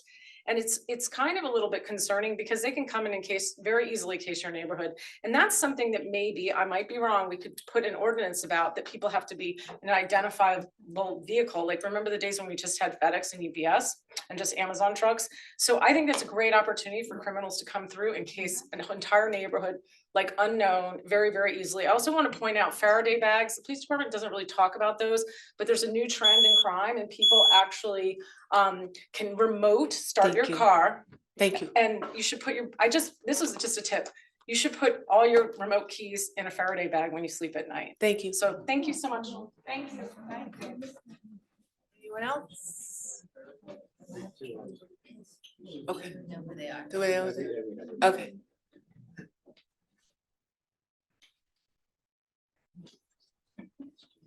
We already did that. Yeah. No, we went back to Perry. No, you gotta let Gina. Hi, Jean Pasternak. I just wanted to add one more thing that came out of the budget meeting about the paper mill that I thought was important. Is it okay? I keep hearing. Yeah, you're good. You're good. I'm sorry. Yeah, it's okay. Yeah, I just wanted to add, I think it was Dave Cosgrove that brought this up, but the actual lease that the paper mill signed back in 2008, I guess, it says that, I looked it up because I was curious what exactly it said. The lessee at its sole expense shall be responsible for the maintenance of the premises, including restrooms, elevators, stairs, corridors, lobbies, parking, yada, yada, yada, including landscaping of outdoor areas and the maintenance, repair, and replacement of the roof walls, windows, floors, foundation, all equipment and utility systems, and all other components other than those for which lessor is specifically made responsible. So that sounds to me like the way this was presented initially was a little bit not exactly what was happening. The way it's being sold, which I think Mike Stotts was the one that said, the money that we would give would be used for maintenance. If they were responsible in that lease, that lease is a legal document. If that's what they were responsible to do, why are they coming back and asking us to do that for them? Not just give them the money, but actually use our employees to help them do these things. I think Alex explained some of the work that he's doing or that his staff is doing. It all seems just too fuzzy around the edges. And I agree with Mr. Dr. Kung, who said clearly that we need like concrete, real understanding of exactly what's going on. I think Mike Becker too mentioned what is happening with the donors. It's just too fuzzy. It's like you're asking taxpayers to fund a business in town. Yes, it's a nonprofit, but it is a theater business, and we're getting into it and up to our knees, maybe our necks at this point, and we really don't have a clear understanding of this deal. So I really hope that there will be more clarity given based on the comments that you've received. Thank you. Thank you.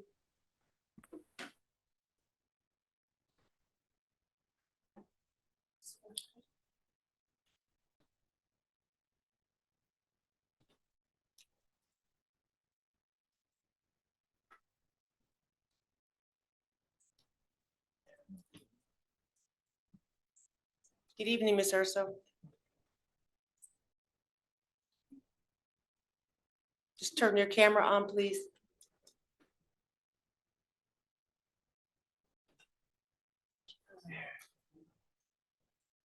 Okay. You're off. Camera's off. There I am. Whoops. Okay, I'll try. There you go. There you go. So, unfortunately, I was not able to speak at the first public comment, so I will perhaps email that to all of you later. Perry Urso, Upper Milburn Avenue. I don't consider myself a complainer, but rather a concerned resident, property owner, merchant, and constituent. It is very concerning that of all the municipalities that we deal with, that Milburn is the only town since 2020 we cannot communicate with. Being forced into a litigation where a municipality is not willing to work together collectively is wrong, and wishes to litigate over mediation is absolutely absurd. On your bill list tonight, there's legal fees for a mediation for a property located on Milburn Avenue. I find it rather disturbing that I was also present at the April 15th, 2023 Bear Property Case Management hearing, that the township attorney for Milburn stated that the TC is not willing to mediate, and under the current TC has chosen to litigate and no longer mediate. What I have learned since 2020 is to check, verify, and trust. In response to Mr. Feld's letter by the executive director, which is this letter I'm sure you all have, for the Main Street, New Jersey application, the response to the letter, which was not dated, failed to state that the application not only did not include all the districts, additionally, the application lacked to state the litigation pending the validity of the SID. In fact, attorney resident Feld is a concerned resident of Milburn. And if it wasn't for his noise, the public would not only have the right to speak, privy to previous excluded bill list items, the findings of a $2 million overpayment to prior municipal attorney without change order, and so much more. I would like to say that I have no vote with the SID and truly no voice. At this time, considering this board has total discretion and control over the SID board, I am requesting that the SID executive director to be put on notice that his retaliatory tactics and defamatory actions come to cease. I will later get back to you. I'm going to send all of that with you, my concerns. And I think that's it as of right now. Thank you very much. Oh, also, I just want to mention August. I'd like to thank Ms. Cruz. August of 2021, I had presented the nixle to the Township Committee and brought to their attention that multiple municipalities do use that. So I'm hoping that someone would listen to her. Thank you again and have a wonderful. Thank you. Anyone else? Making it. Yeah, why not? My name's Al Carlin, 30 years in Sorrow resident. I'm a tenant in Milburn, and I believe today is Teacher Recognition Day, if I'm not mistaken. And I think we should recognize the wonderful job the teachers do all over the United States. And I would also thank Mr. Stoller and everyone else on the town committee, and especially Mr. Stoller for working how many hours a week? Days, 25 hours a day, 26, whatever you're doing, because it's totally amazing of all of the work that you're doing and everyone else here. Thank you very much. Thank you. Anyone else?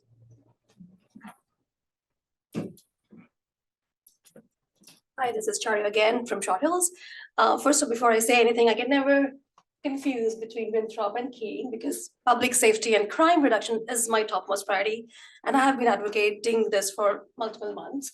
The reason why we were saying to relate between Paper Mill Playhouse and crime, because that's talks about prioritization. Public safety is clearly a top priority thing that needs to be looked into by TC members. And to me, I still can't believe that we can give $7 million to a thriving business as they talk about and not put some budget onto prioritizing our neighborhood, which is clearly isolated. I live on that block, Old Short Hills Road and South Orange Avenue, which is very near to the topmost hospital over there. And it's right on the main exit. So please prioritize that, whether it's taking some budget out of Paper Mill House, if we can reconsider it, please reconsider. Thank you. Thank you. I will now close public comment. Anyone from the committee have any final thoughts? Deputy Mayor? Sure. Let's see, Mr. Becker. As far as signs announcing the license plate readers, I would like to know from the chief if they thought that it would be better not to draw attention to them. I think at this point, the criminals know of their existence. Unfortunately, it seems that the criminals that have been targeting our homes and our town don't really care if there's cameras. They don't care if they're getting recorded. They don't care if there's motion sensitive lights. During my campaign, I actually got video footage from someone's interior of their house being robbed. And the burglars knew they were on camera, they had masks on, and they kept looking at their watch to see how long they had before the police would come, because they figured out, all right, it takes X number of minutes to get to the Poet, it takes X number of minutes to get to, Hartshorn or wherever in town. These criminals are sophisticated. There are some that are just kids and they don't know what they're doing, but they tend to be trained by gangs that do know what they're doing, right? So, we could add more cameras and stuff, but I think we really need to have an honest conversation with the police leadership and look at some of the techniques that other towns might be employing successfully. When I was speaking to Assemblywoman Begoli, she mentioned that in Livingston, if you go on vacation, you can pay $10 to the police as an administrative fee, and once a day they'll come and they'll walk around your property, and they'll do that at a random time of day. And I thought that's a fantastic idea. Wouldn't it be great if we had a program like that here in Milburn? And if we do, I don't think anyone's aware of it. So these are small ideas of innovative things that we can maybe be doing, and we don't need to go about this alone. We don't need to, reinvent the wheel. We should be working with other towns, and I think maybe a good step to help promote that is to form the committee that Ms. Parikh spoke about, where we have residents working with police in an advisory capacity to come up with ideas on how to combat crime. And maybe there are similar committees in other towns around us, and maybe they could, work with one another, talk with one another. That way we can benefit from, all of the knowledge that's out there.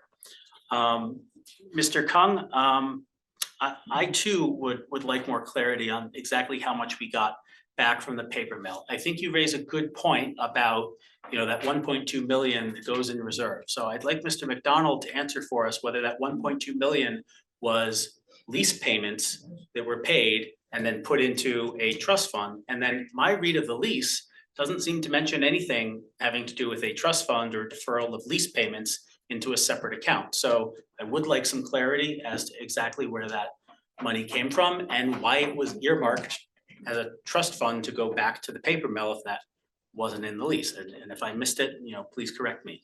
But if we look at it that way, you really have to subtract that 1.2 million out from the total amount of lease payments that they paid to determine how much they've actually paid back. Because by my calculations, that $9 million spend in 2008 was supposed to be recouped over the 30-year lease period. And so, if they stick around, then that will happen. However, the $7 million that we're giving is not going to be recuperated. And if we have that trust fund in play, then we might not even get that full 9 million if we're giving it back. So that's a bit concerning, and I'd like to get some clarity on that. Ms. Goel, I think you're absolutely right. To spend $7 million in a giveaway project for the paper mill, and I want everyone to be clear.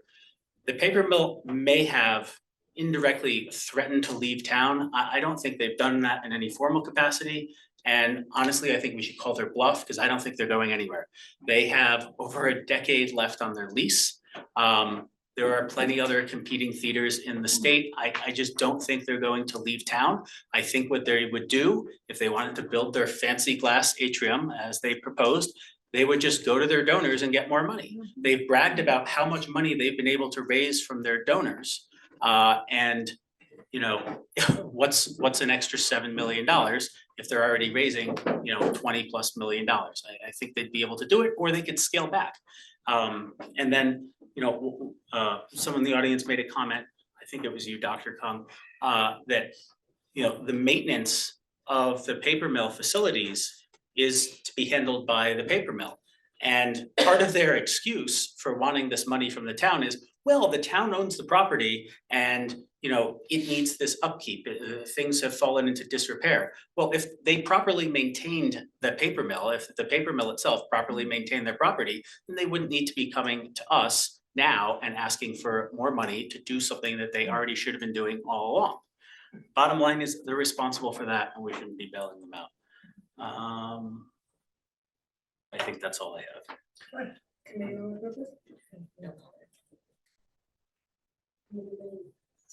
Sure, I'll go. One is for Ms. Goel, there is no prioritization between safety and the paper mill. All the money in the world is on the table. I said our debt capacity is $240 million. I know it's difficult to understand, but if we could give $240 million to the police department and they would take it, we would give it to them, okay? And also too, from before, I would suggest not leaving young children at home alone. That's definitely at the top of the list of things not to do for safety. Mr. Kung, you're also Mr. Sakamundi's husband. You've been at every meeting. I would absolutely implore you to go back and actually rewatch the TC meetings where we go through this in verbatim and look at the memos. And we also had multiple information sessions you can pull up online.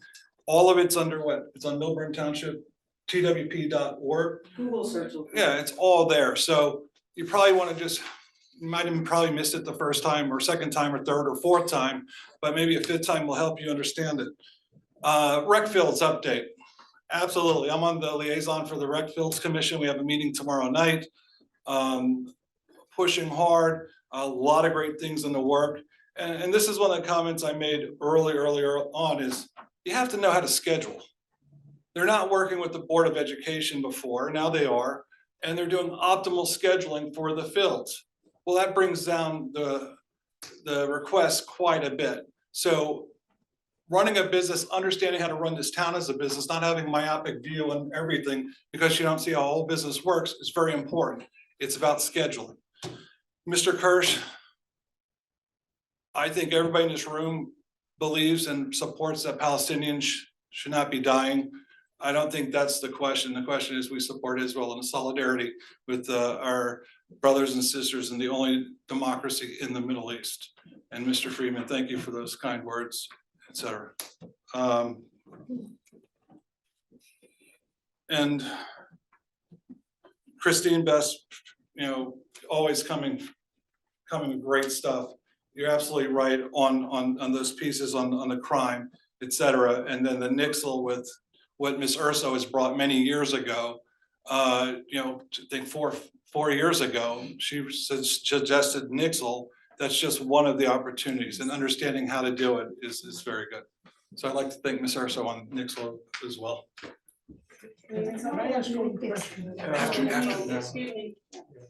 I just want to, you know, obviously we've spent a lot of time about crime. Several meetings ago, I had raised an issue. I saw something that Summit was doing where the police were doing home audits. And we said we would get back on it, and I've heard nothing since. I don't mean to blindside you, Alex, but you know, that's something we need to institute where, you know, the police, from their community policing effort, if on request, will come to your house and give you advice about, you know, this is what you could do. You know, it's not 100% foolproof, but you know, if there's something that the police think that you could be doing to make your house less of a target, you should at least know that. And I think we said we were going to push that through, and it seems to have died. So I'd like to see that happen. Thank you. Mr. McDonald?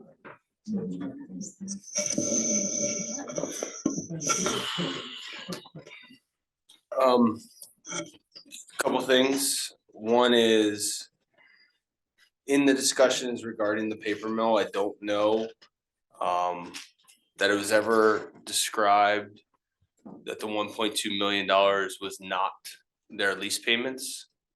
I think we made that very clear, that there was a decision made prior to this committee, prior to my being the administrator, that those payments would be put into a reserve. Whether that was a discussion between the committee at that time and the business administrator at that time, I could not tell you. However, it was never portrayed as anything but those lease payments put into a reserve in the anticipation, quite frankly, that I understand it, in the event the township had to do some maintenance at that property. I think Dr. Kung's question regarding direct money provided to the township, I think we're talking about, we provided $9 million to bail out the paper mill back in 2008. We got $10 million in property. And then they are also paying a lease payment that will, should the lease go beyond the 30 years, outpace the total contribution by the township. Now, certainly I don't have a calculator in front of me or anything like that with regard to the $50,000 for the parking lot, but also interest not being calculated into that in terms of the notes. But I think the biggest thing there is, you know, if you want to speak dollar to dollar, okay, but also there's an asset that the township has. Should the paper mill not exist there, whether that ever happens or not, it is certainly a $10 million asset as it's currently valued that the township owns. To Mr. Cohen's question regarding the home assessment program. So the individuals that in the police department, there's 3 individuals that are being trained for that. Those signups will start on May 30th. And in early June, they're ready to go. I think one of them is going on vacation. And so, you know, we're just working through getting the materials ready, getting the sign up ready, getting their system ready, and how they're going to approach when our residents are available, when they can sort of get out there and do these assessments in an efficient way as well. But May 30th signups will start for that. Thank you. I'll just use this to report on something I forgot about previously, but the police staffing study will be on the 21st agenda for the township's consideration. And I think that's, unless there's any other questions that the committee has for me, I'd be happy to answer. I have nothing to respond to, Mayor, unless the committee has any questions. I think we have to say Happy Mother's Day. That's what we, Yeah. yeah, you know, like thank all the mothers and our grandmothers. Motion to close. Happy Mother's Day.